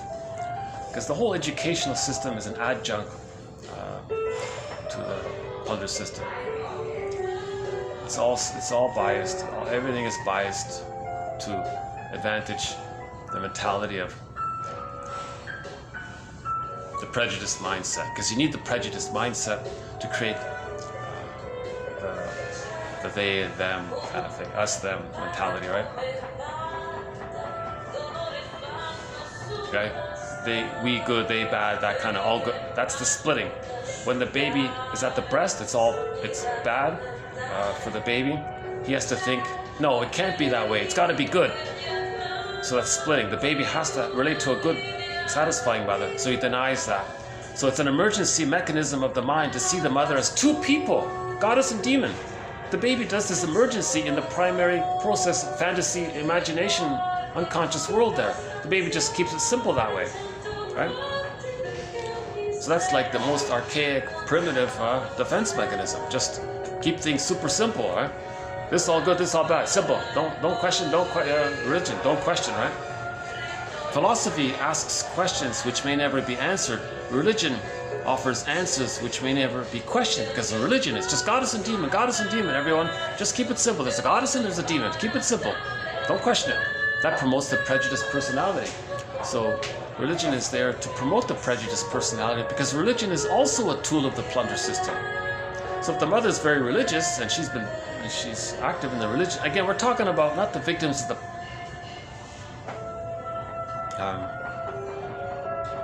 whatever. If the mother is had to go to church all the time or whatever, and she's been bombarded with these images and stories of goddess and demon, that reinforces the attitude of the splitting defense. The splitting defense. So if you're promoting the splitting defense, that means the splitting defense is needed to create the us versus them mentality. The them is themselves, shamed, seen onto others. That's the prejudiced personality. If the baby was shamed, he can't accept it. He sees it onto others and says there's no good, to say that he felt no good by what his mother did. He identifies with the aggressor. So there's the splitting like that, right? So prejudice is needed for them. Splitting is needed for the prejudice. So the schooling, a lot of the education, a lot of the conditioning and the movies and the commercials and TV and shows, they're always slipping it in, because a lot of people have the prejudiced mindset. So the work of Jane Elliott has won a Golden Windmills of the Mind award. A huge, huge thread. One of the best reasons, one reason, in my opinion, one of the best reasons to get 1001 Windmills of the Mind is for that thread on prejudice. We have hundreds of excellent quotes understanding the psychology of prejudice. Mostly it's due to internal dynamics, splitting, projection, negative magic gesture, doublethink, flip-flopping, projective identification, and a few other mechanisms of the mind or tricks of the mind that the baby uses but can't stop using because they're stuck there. So we have a lot of material about the psychology of prejudice and a little bit about the sociological factor, the plunder system, the religion, education, propaganda, and so on.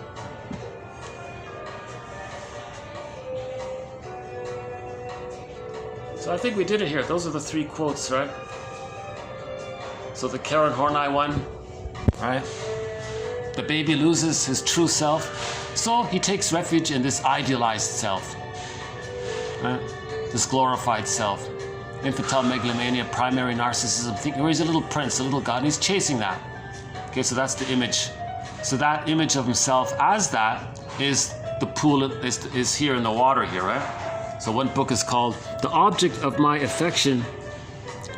The object of my affection is my reflection.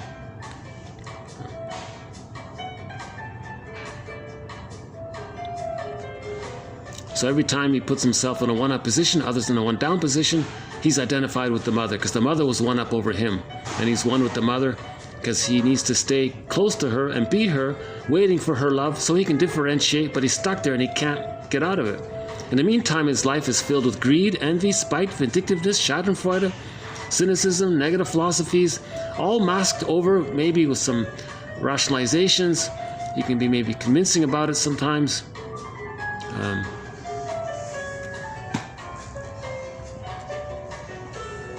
And because he's greedy, he may get a secondary gain by his greed. He may get rewarded for his greed. So that reinforces his narcissistic pattern if he gets this secondary benefit. Okay.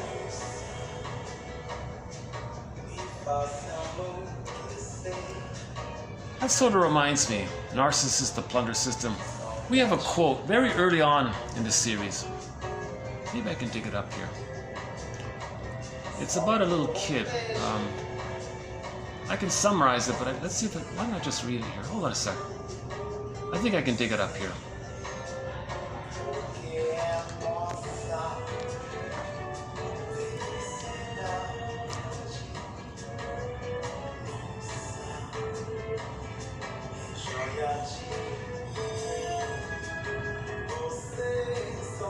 The best way to describe the situation is in terms of two people. There is the unique, ideal person, and there is an omnipresent stranger, the actual self, always interfere. Okay, that's a different idea. Okay, let's just go back to the glorified self. The glorified self becomes not only a phantom to be pursued. Oh, here we go. The glorified self not only becomes, this is from K Horney, the glorified self becomes not only a phantom to be pursued. See, this is a phantom image. The baby wasn't a god, but he thought he was a god. It's like a little phantom image, this imagined image of him being a little god. It's like a little phantom, and he's chasing this phantom image thinking that he is that phantom, right? The glorified self becomes not only a phantom to be pursued, it also becomes a measuring rod with which to measure his actual being. And this actual being is such an embarrassing sight when viewed from the perspective of a godlike perfection that he cannot but despise it, meaning his true self, right? Moreover, what is dynamically more important, the human being, which he actually is, keeps interfering significantly with his flight to glory, his search for glory, and therefore he is bound to hate himself. So his truth interferes with his search for glory. Neurotic pride and self-hate are actually one entity. Oh, so that's directly from K Horney. If I were online here, I might just search for K Horney's quotes and read some of. Well, that's a good example. If you want more like that, type in K Horney, Horney. Just type in Horney, Horney, in the search engine in this channel, and you'll get all of K Horney's quotes. That's a very good feature about this YouTube channel. You can search for within the channel.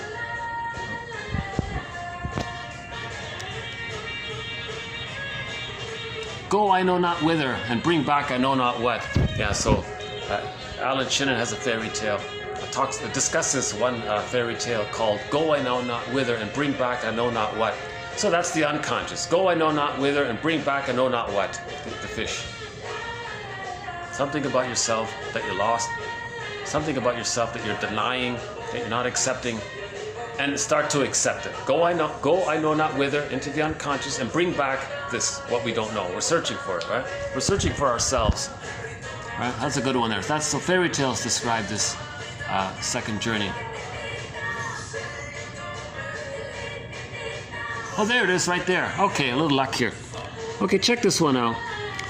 We haven't referred to this in a long time. Let's see. Can you see it? Well, if you go to if you search if you type in a father ripped out a full-page picture, it should show up, right? Okay, a father ripped out a full-page picture of a world map from a magazine, and then ripped the picture into dozens of pieces and gave them and some tape to his 7-year-old son, knowing that he had never seen a world map before, but who loved jigsaw puzzles, asked him to put the world together. Quote, Dad, I finished repairing the whole world. The father says, Son, you didn't know how the world looked. How did you do it? Dad, I didn't know how the world looked, but when you took out the map from the magazine, I saw that on the other side there was a picture of a man. So I turned each piece over and started to repair the man. When I repaired the man, I turned him over and saw that I repaired the world.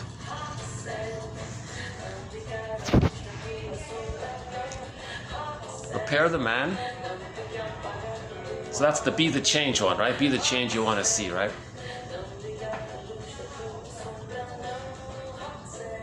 We need more and more people to break the chain of intergenerational trauma. Then we're healing the world. Right? So how do we stop the chain of intergenerational trauma? What is the trauma? The trauma is what's called an insecure attachment style. An insecure attachment style leads to something other than I'm okay, you're okay. That's a healed world. That's a normal, tolerant, personality, global village world. I'm okay, you're okay. Understanding that we're all people, right?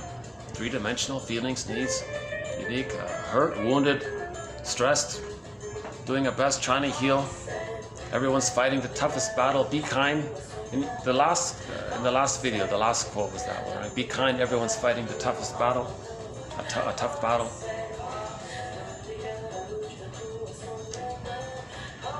So how do we heal? How do we repair the man?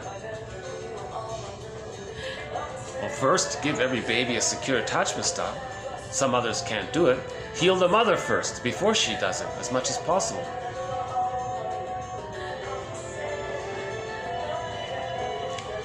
So before the mother has a child, she's got to talk to a therapist. Ask the therapist, I have a goal here. What kind of mother am I going to be? I don't want to be like my mother. Well, how was your mother?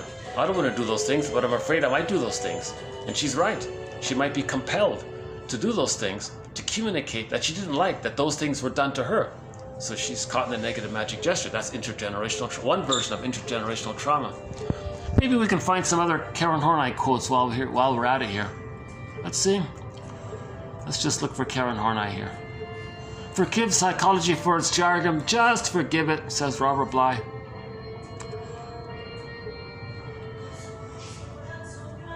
Oh, here's Karen Horney. Ibsen's Peer Gynt, a man who shouts from every rooftop that he is himself, that he wants to be, quote, himself all his life. But Peer Gynt only wants to be this hall of mirrors, this illusionary, glorified image of himself, this phantom, to be self-sufficient, which to him implies a godlike self-sufficiency, a perfection without needs. Peer Gynt was never himself, for in that case, he would have had another goal. Be true to yourself does not mean be self-sufficient, for self-sufficiency is at once too much and too little for a human being. Okay, so if he's trying to be a little god, that's what he means when he says being true to himself, that's too much. He can't be a little god. So he's not true to himself because in his understanding, to be a little god, it's too much and it's too little for a human being. There's the genius of Karen Horney right there. It's too much and too little for a human being. That's a good one. The narcissistic pattern, what they're chasing, it's too much and it's too little. That's a great one, yeah. Yeah, we love Karen Horney. Yeah. She's sort of the heart of our collection here, Karen Horney. Any other ones by Karen Horney? It'll take some time to dig them up. We are human through each other's humanity.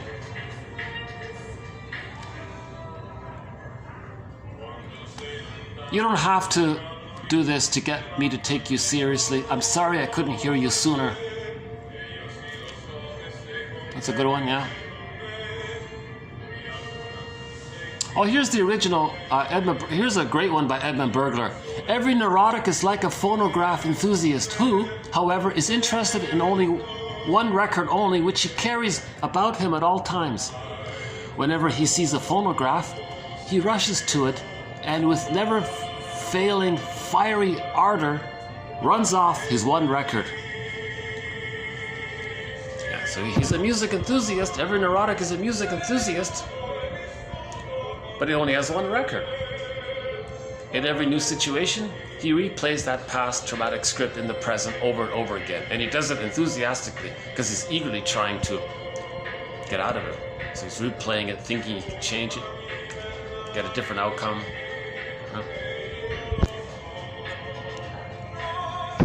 Oh, that's nice. You got a little Pavarotti in the background. Oh, great.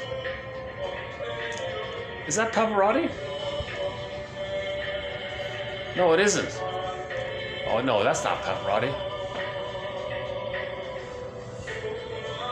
But it does sound familiar. Yeah.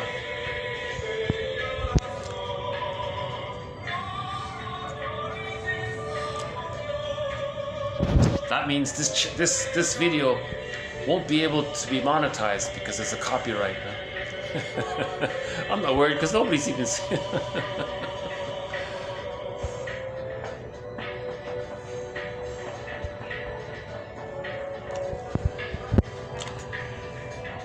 Anything else by K Horney here?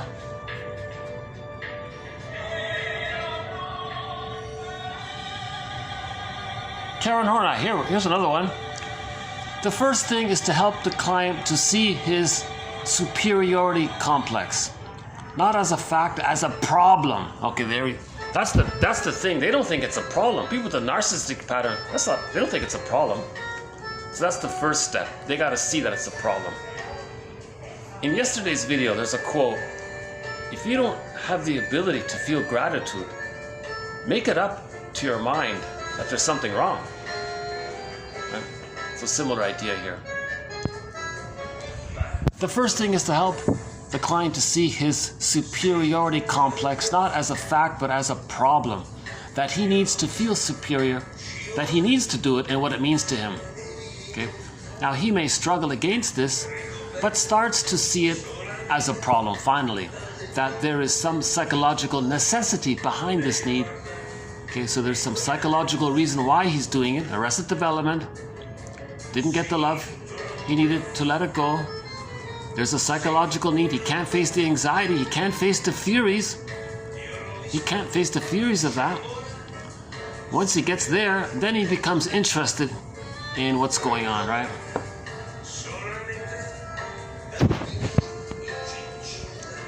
I've mentioned this before, but we have a quote from Marie-Louise von Franz. Let me give you an idea of 1001 Windmills of the Mind. Since we're here, if you get, so this is just the first couple of pages, but this, okay, can you see the thing here? Well, I'm not sure how well it's showing, but this, okay, let's do it this way. So it's a massive file, right? So this is 1001 Windmills of the Mind right here. It doesn't look, when I do it this way, it doesn't seem that long, but there are 5,000 quotes in here. Through the fog, see the flowers.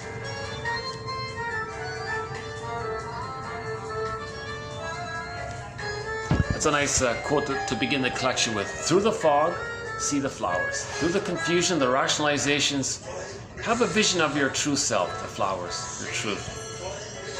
Certainly, we need a claw in the labyrinth. It's a labyrinth in there, and who among us can cope to seize upon the true starting points of thought for that enterprise? We all are. We all have this. So this collection of quotes, I'm calling it the claw. It helps us to claw in there in this labyrinth. We need some support. Home is where you get out of your own way. The distance between who you are pretending to be, the glorified self, and who you really are, is how far you are from home. For Odysseus, it is a long and difficult trip. So Odysseus had the narcissistic pattern. It was a long and difficult journey. 20 years, right? So that gap between this glorified false self and your shamed true self, there's a huge gap there. It takes 20 years to go from the false self to the true self, right? Know yourself find the truth, express the truth. Yeah, we have a unconscious wishes do not enter the system. Unconscious wishes do not enter the symptom in direct form. Only the defense against the unconscious wish is visible in the symptom. Anxiety pertains to the defense. So there's that layered thing again. So Sarno says this: if a person has a physical symptom, the symptom reveals and conceals the problem. The problem is maybe, for example, separation anxiety. The baby can't feel it. The body and the mind are connected. It gets displaced into the mind, the mysterious leap between mind and body. So the body is going to hold it to deal with the anxiety. Now the mind is distracted on the symptom. Now the pain is on the body that distracts you from the pain of the separation anxiety, the psychological pain, the emotional pain. So Sarno says you don't feel the psychological pain if you create this physical thing. Now the physical thing sort of distracts you unconsciously. It's there in the symptom. So the symptom serves as a distraction from the emotional psychic pain. Now, so the symptom reveals it and it hides it. So the symptom is a defense mechanism.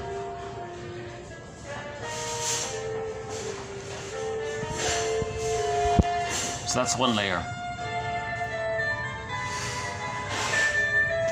Yeah, okay. Any more Karen? Let's just stick with Karen Horney here. Go I know not whither and bring back I know not what. That's in one of Alan Chinnon's 4 books there.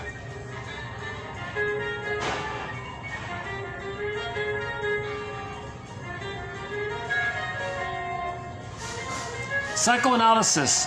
Always looking for the egg in a basket that has been lost. There's a good one. Psychoanalysis always looks for the egg in a basket that's been lost. That was one of our early metaphors. These quotes were trying to weave the basket. So first we weave the basket, this knowledge, these quotes, each quote is like a thread in a basket. We're trying to weave this basket. There's a lot of links going on here, right? Splitting is linked to the prejudiced personality. The prejudiced personality is linked to religion, which is linked to the plunder system, which traumatizes the children. The trauma, the child now has to use splitting, projective identification. So a lot of things are linked. So we're weaving this basket. As we make these links, we find the egg, we find some truth, right? Here's a great one from the show Rhoda, TV 70s show called Rhoda. We are all alike,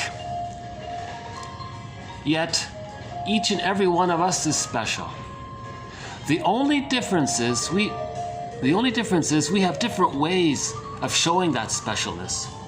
Meaning we have special ways of showing how we're different. And that's what makes us all alike. Okay, so that's the snowflake, the fingerprint. We're all human. We have special ways of showing how we're all human.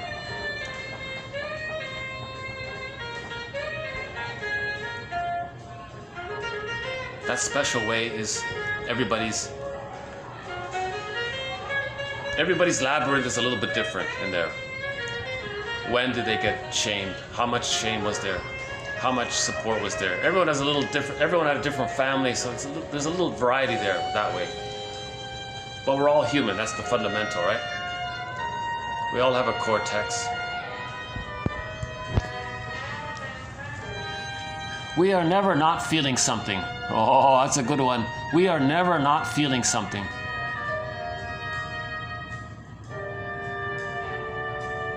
As soon as you trust yourself, you will know how to live. Goethe. Forgiveness and the willingness to be happy are the same. Yeah.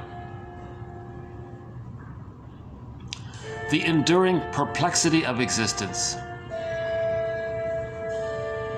Neurosis is the petrification of an infantile conflict which is repressed. That's a classic Edmund Burglar sentence right there. Neurosis is the petrification, that's the fixation, frozen. Fear, frozen fear, petrification of a babyhood conflict and it's repressed, it's in the bag, causing this script. So we want to find this script, identify this script, and create a new script. Another classic Edmund Burglar quote: "As usual, the nursery provides the answer. The serious fact is that it is hopeless to try to understand the actions and feelings of the adult without taking the child in him into consideration." Okay, so there's our common humanity. Everyone's hiding their wounded inner child of the past. It's being expressed through their physical symptoms. They're showing it by the non-reporting, inferring part of the brain. The lamps are different, but the light is the same. Rumi.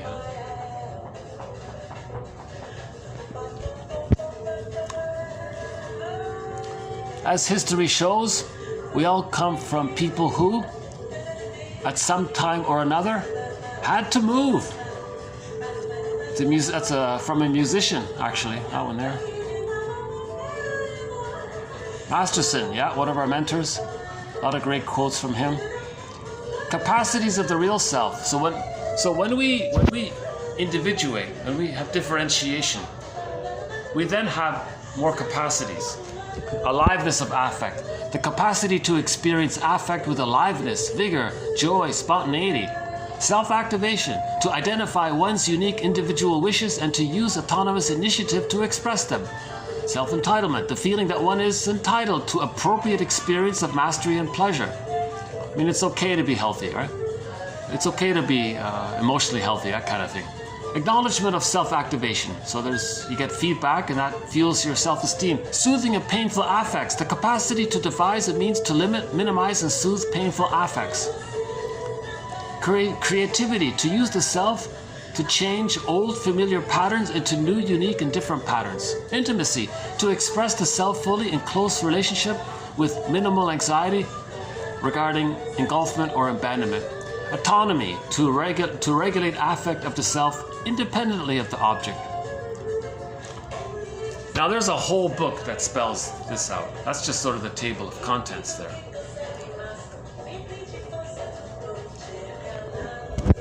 So this is just a sample of 1001.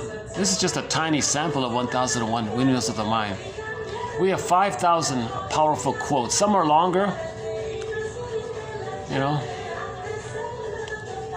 There's one on splitting, yeah. From the TV sitcom Anger Management, the therapist says to the guy, "You make crude jokes like that because you're insecure. You make jokes like that because you're insecure, so you denigrate, you shame others to feel better about yourself." Yeah, that's pretty good. Yeah. One guy in there had the bully pattern. He was shamed. He shames others. He doesn't want to feel that shame, so he's unconsciously insecure. So he shames others. He identifies with the aggressor. He feels one up. That's how he feels better. So that's his Schadenfreude. He shames others. He feels better. That's Schadenfreude. So people with a fixation of development prior to 18 months in particular have this issue of Schadenfreude.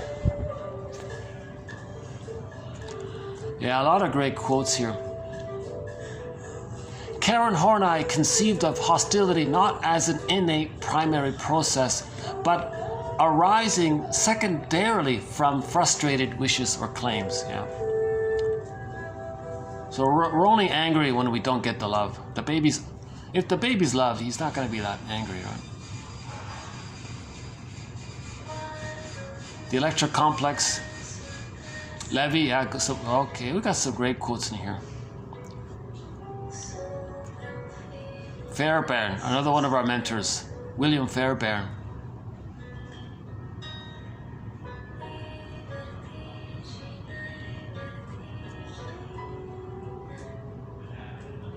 Oh, Alice Miller. Oh, yeah. Alice Miller.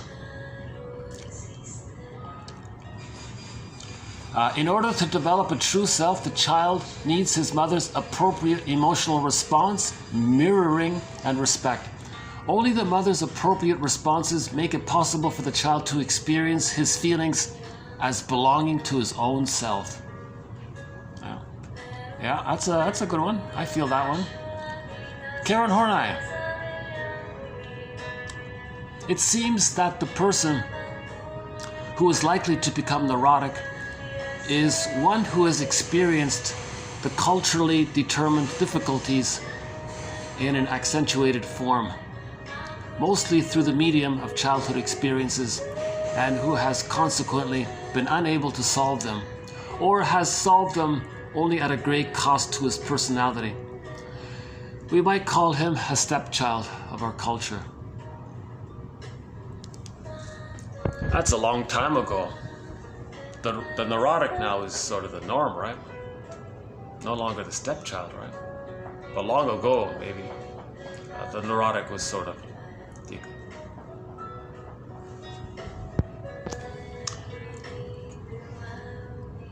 Okay, here's K Horney. So the neurotic seeks power, prestige, and possession. Okay, if he seeks power, that's reassurance against his helplessness, right? So if he seeks power, there's going to be a tendency to dominate over others. So his anger is to control others. If he seeks prestige, that's a defense against humiliation, shame. So he's going to shame others. Possession.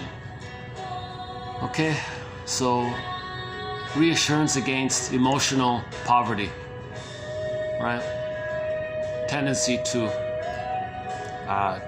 not offer love to others, to deprive others. So they're greedy that way. Edmund Burglar, the neurotic is fighting with shadows. This explains why the actual conflict, whose practical solution seems quite simple to a healthy person, becomes a Gordian knot to the neurotic. He finds and clings to suitable rationalizations. So a healthy person might be reasonable about something. He doesn't have prejudice. A healthy person doesn't have prejudice. He doesn't think someone who grew up in a different place, different language, different customs, is somehow wrong or something. They're human who grew up in their environment. They're human just like us. We all have the same feelings and needs. So that's sort of normal to have that. Not to hate them or think bad of them. And the neurotic has shame. The neurotic will see the shame onto others and say they're no good. They don't even know the other person.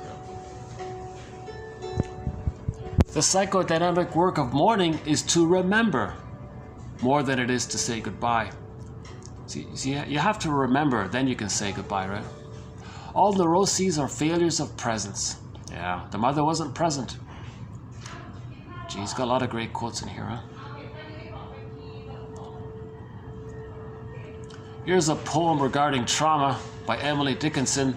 A great hope fell. A great hope fell. You heard no noise. The ruin was within. O cunning wreck that told no tale and let no witness in. Jeez.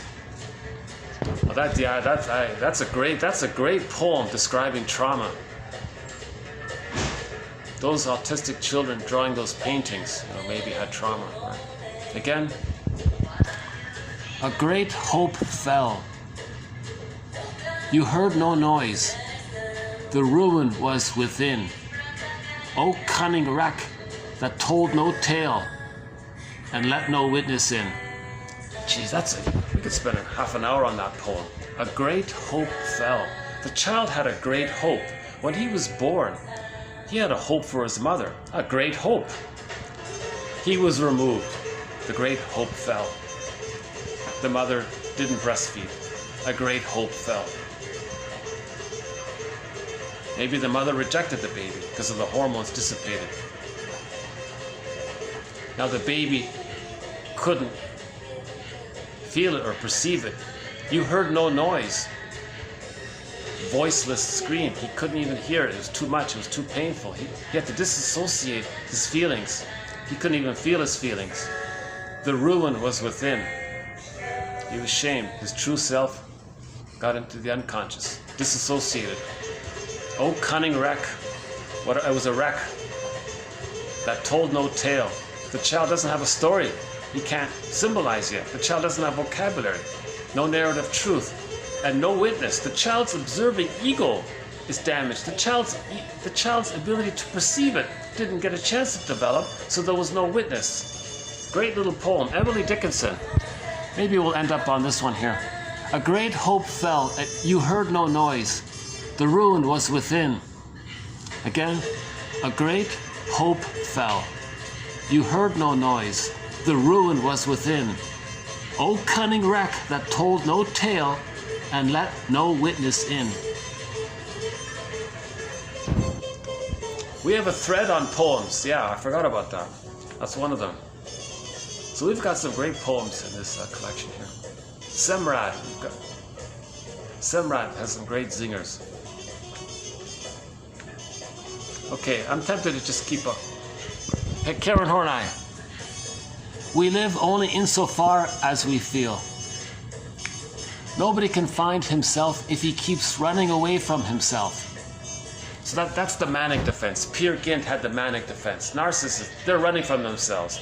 Echo is the true self. Solvig is Peer Gynt's true self. They're running away from them. Narcissist ignores Echo. Nobody can find himself if he keeps running away from himself.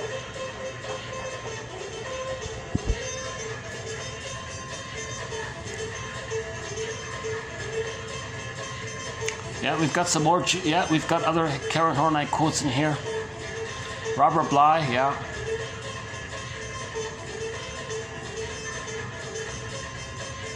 Oh, Levy. Yeah, we've got some good quotes from Levy.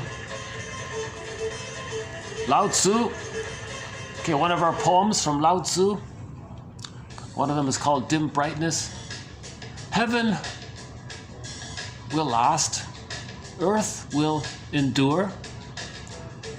How can they last so long? They don't exist for themselves. They don't exist for themselves. No narcissism. And so they can go on and on. So wise souls, leaving the glorified egotistical self behind, move forward and setting the false self aside, stay centered. Why let this solipsism hall of mirrors go? To keep what the soul needs. The soul needs you. Where are you? Chasing this fantasy image that you're little God. The soul needs you. Let this chase go, then you'll feed your soul. Great poem by Lao Tzu. That's a great book, the Tao Te Ching. That's a great little book. A collection of short poems.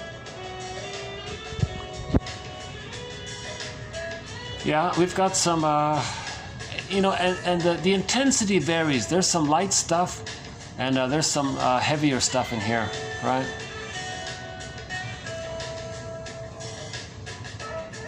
Not all self-misunderstandings are the same. So that's how we're all unique, right? Not all self-misunderstandings are the same.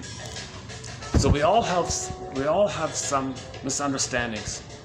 That's what we all have in common. But not all self-misunderstandings are the same. So that's how we're unique.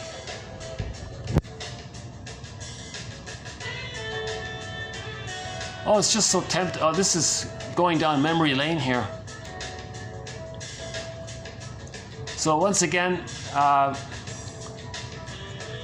if you would like to treat me to a cup of coffee, I'll be happy to send you this book. It's really 50 books, or I should say booklets, 50 e-booklets. Oh boy, disassociation. Yeah, we've got a whole thread on disassociation. So you'll learn about disassociation as well. Yeah. Art is not an emotion. Art is the medium in which emotion is expressed. Right? So those children's paintings downstairs, they're trying to express their emotions. Nothing reveals more about the inner life of people than their art.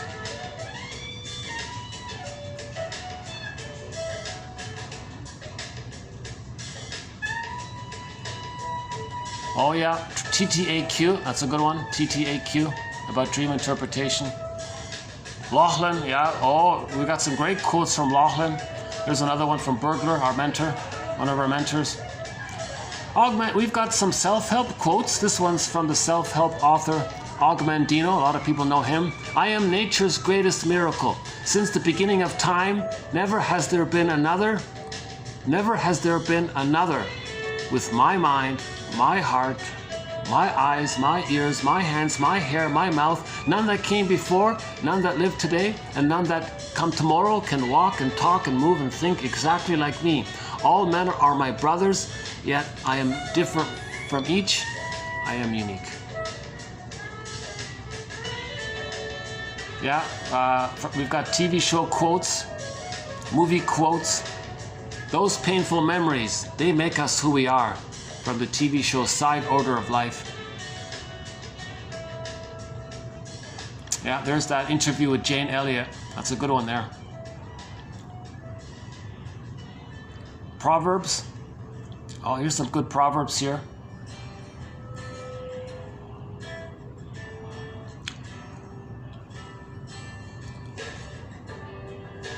The views of wise men are pretty much the same.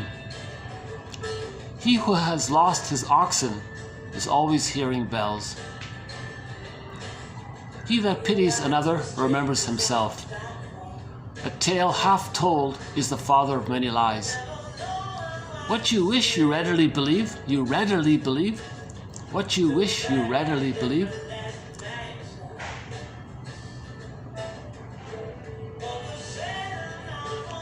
Yeah, some good quotes in here.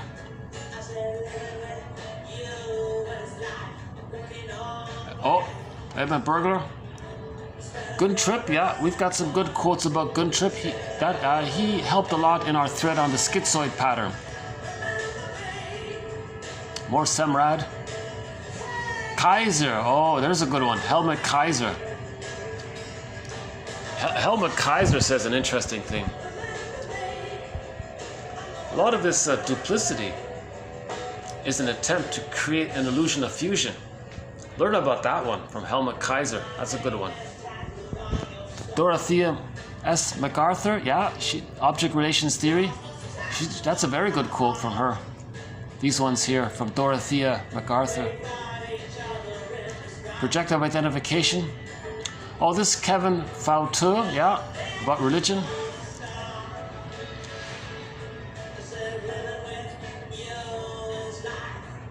Chesick, yeah, he contributes, he helps, yeah. Richard Chesick, okay.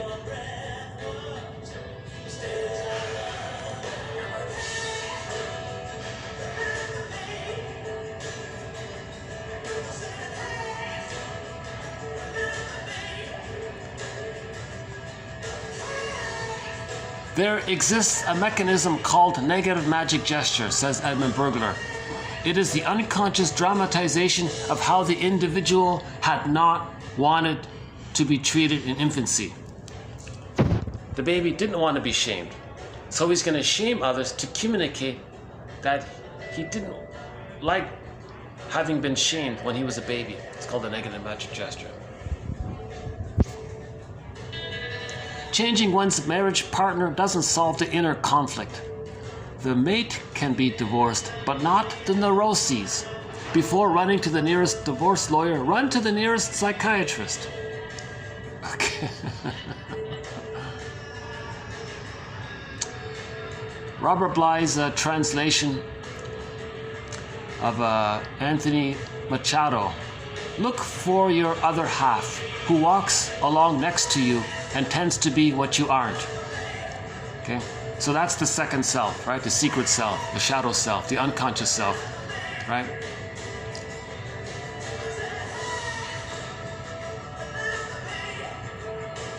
Okay, so what you've just seen is about You know, not even a quarter, right? There's half. So what you've just saw was about 1/8 of this, right? So let's take it to a quarter. So all these quotes, great quotes. Okay, so let's just say so that's not even 1/4. This is what you just saw is about 20%. So all of what you just saw times 5. Those are all great quotes. Just times that by 5. Another poem translated by well, my battery's run out, so that's just as well. Good timing. Oh, do we have enough time to close with a song here? Let's see. Let's pick a short song because this thing's gonna shut out on me and very quickly here. Birch Bark Letter is a short song. Willie Mitchell has a song called Birch Bark Letter. It's only about 2.5 minutes. Birch Bark Letter.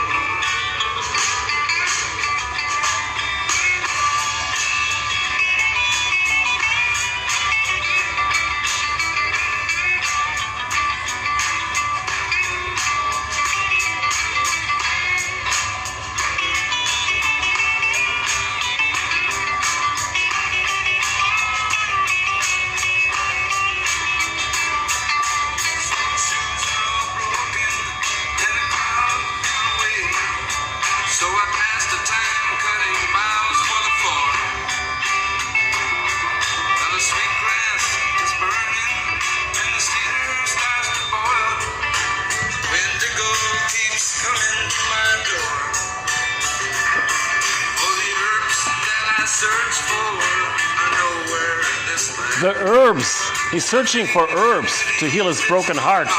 Broken heart. Where are the herbs? The herbs.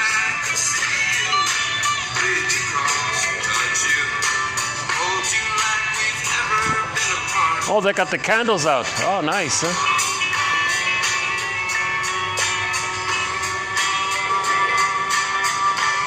Oh, that's nice, yeah.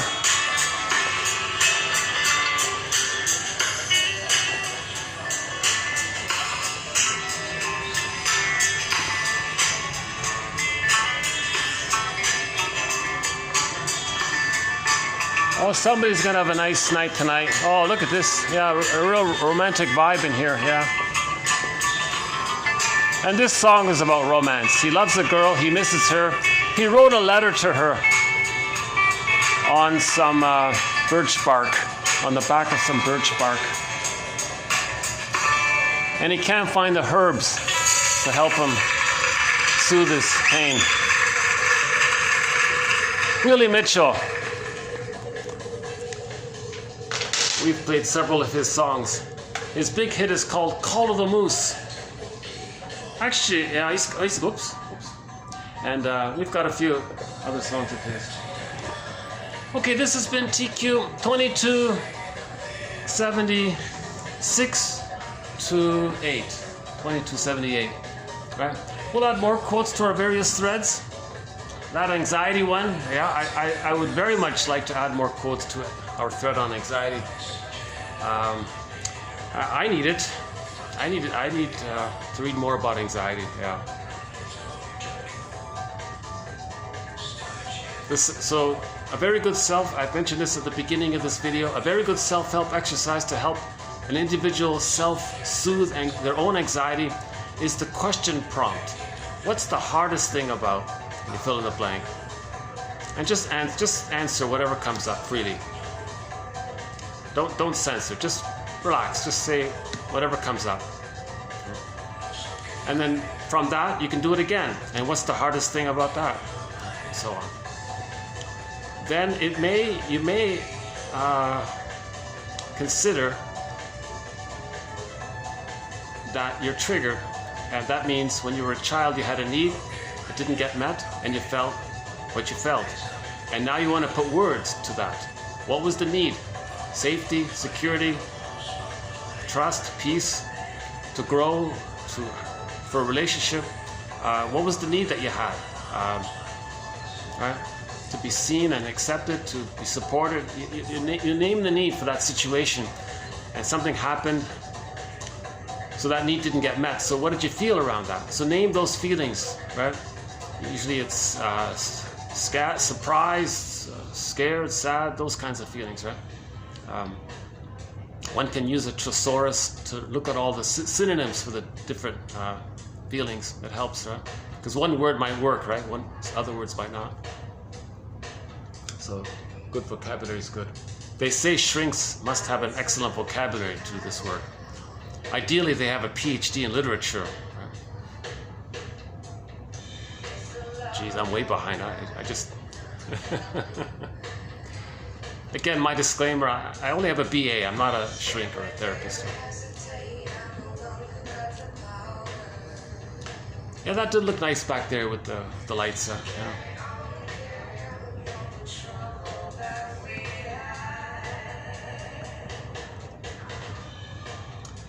Yeah, so we'll add more quotes to our thread on anxiety.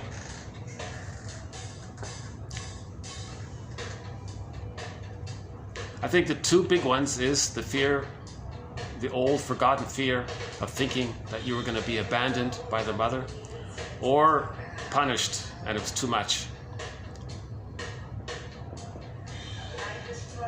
Identify which one. Is it the abandonment or is it the punishment one, the impingement one? It could be that latter one too, right? Now the mother, or the excitation, maybe the mother's not punishing, maybe the mother's hysterical, so you're too scared that way.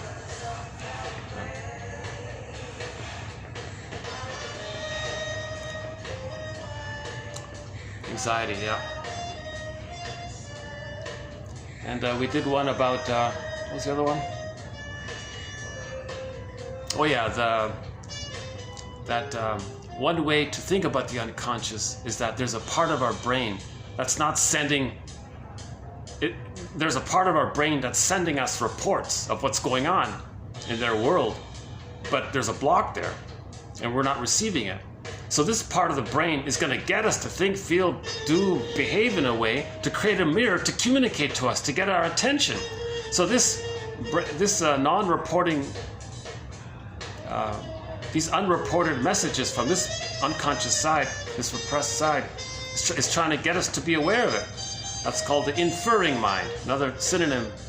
So we look at these inferences to get an idea of what the unconscious self is trying to tell us.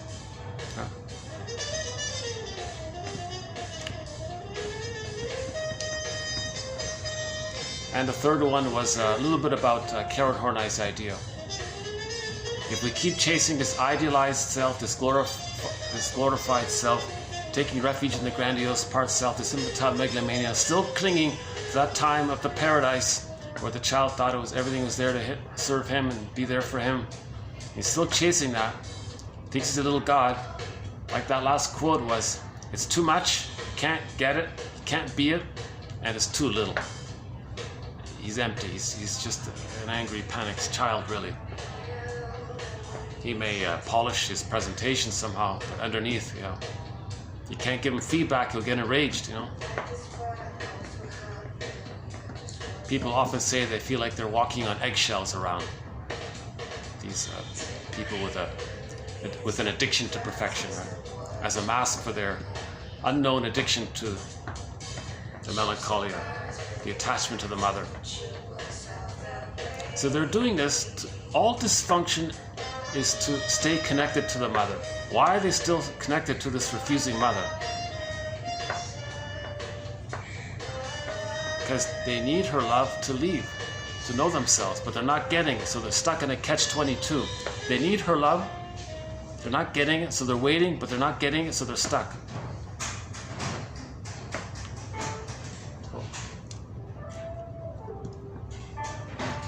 Yeah, see, the staff have been good with me here. They said, yeah, you can stay here. Okay, so I might be able to do a couple of more videos in this location here. What are we, 2 hours, 26 minutes, and 7 seconds. Okay, another little peek here.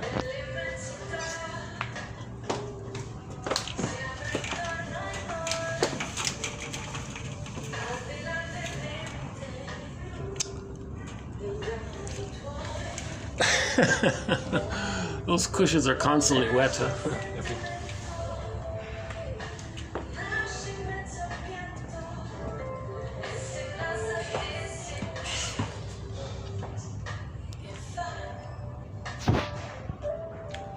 Yeah, and we ended up with Willie Mitchell's song, Birch Bark Letter. Yeah, Call of the Moose. Check out Call of the Moose. That's a great song. That's a great song by Willie Mitchell. Call of the Moose. Actually, here's another song I haven't played yet called Killing the Mind. That's a tough one. I don't know when to play that song. Check out Willie Mitchell. Not the more famous one, the indigenous singer, Willie Mitchell. The one who sings Call of the Moose. That Willie Mitchell. You can find his music on SoundCloud. You can't get it anywhere else. That's the only place where I can find his music. It's SoundCloud. Call of the Moose, Willie Mitchell, and you'll find about 20 good songs on there. Yeah. I Promised You a Garden. That's a nice song. I Promised You a Garden. About his best friend. Birch Bark Letter. Call of the Moose, and a couple of others. Big Policeman. Yeah, he tells a story in that song, Big Policeman. Yeah.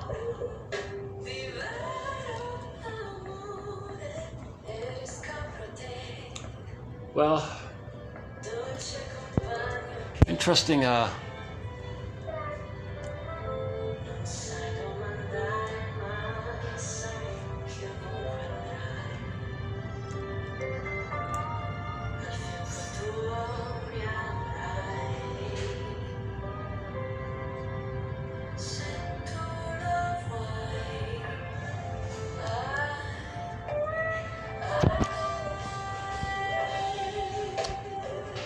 Okay, other than just the reminder regarding the 5 words, I don't really have any other concluding thoughts, so I'll just end it here for today. I want to thank my imaginary viewers and my possible real viewers in the future. So I want to thank my real viewers if you're watching. I think you're on to some great material here.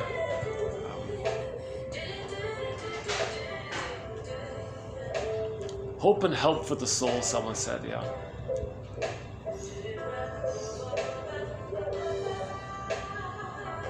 Speaking of sculptures, another metaphor for psychoanalysis by Hans Lowald. Everybody knows this one, but he says, you want to have a sense of who you would have been had you been loved. Hold on to that image. Okay. So Michelangelo has an image of what he wants to sculpt. He removed the excess. He kept the image and just removed the excess. So like for ourselves, we have our felt sense of who we are really meant to be, some glimpse of it, not fully developed, but there's a little bit there. We hold on to that. As we're holding on to that, let's start chipping away at our self-excuses, called rationalizations. Rationalizations are there to fool ourselves and, of course, others. So chip away at the rationalizations. Another version of it is the painting. Imagine an old, ancient, very valuable, beautiful painting. And so we want to wipe off the grim and the grime, but protect the original painting. It's a similar idea, right?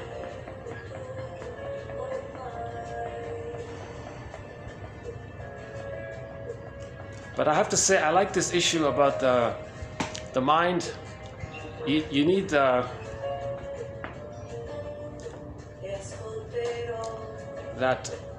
a part of the brain sends or reports information to our consciousness. That's obvious. If I'm conscious, this is coming from our brain. But our brain withholds some stuff, but it would like to report it. And therein lies the issue. If this non-reported material, or this wannabe reported material from that side of the brain, the unconscious side of the brain, it's going to get the person to behave, think, feel, believe. Then you got to go, why?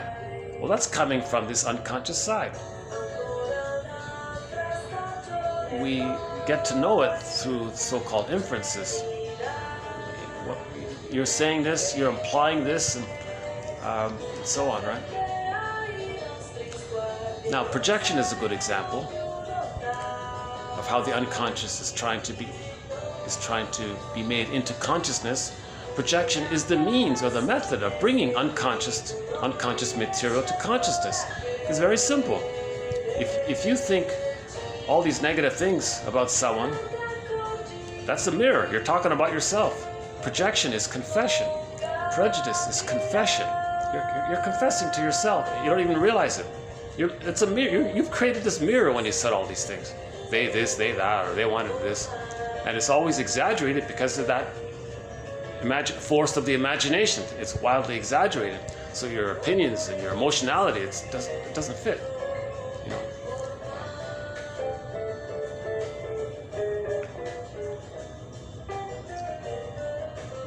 Okay, so what's the hardest thing about just ending this video, Marcus? You're dawdling here, you're lingering here.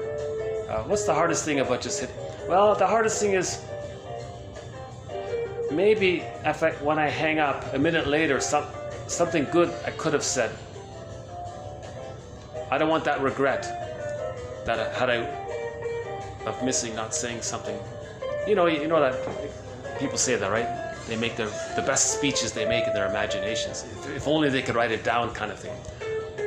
So what's the hardest thing about just accepting the video the way it is? There's some good parts to it. Yes, there's room for improvement in your delivery. So what's the hardest thing about just accepting this ambivalence that there's two sides to your delivery?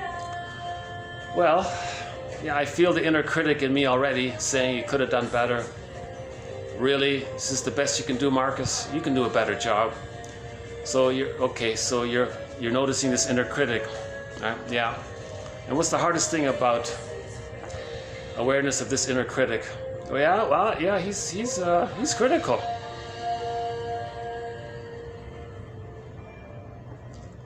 Okay, so go on. Tell me more. Okay. Well, I guess the theory is I learned it in childhood. Well, go on. Well, who are our first educators? Well, of course, the parents. So you learned it from your parents. Oh, yeah.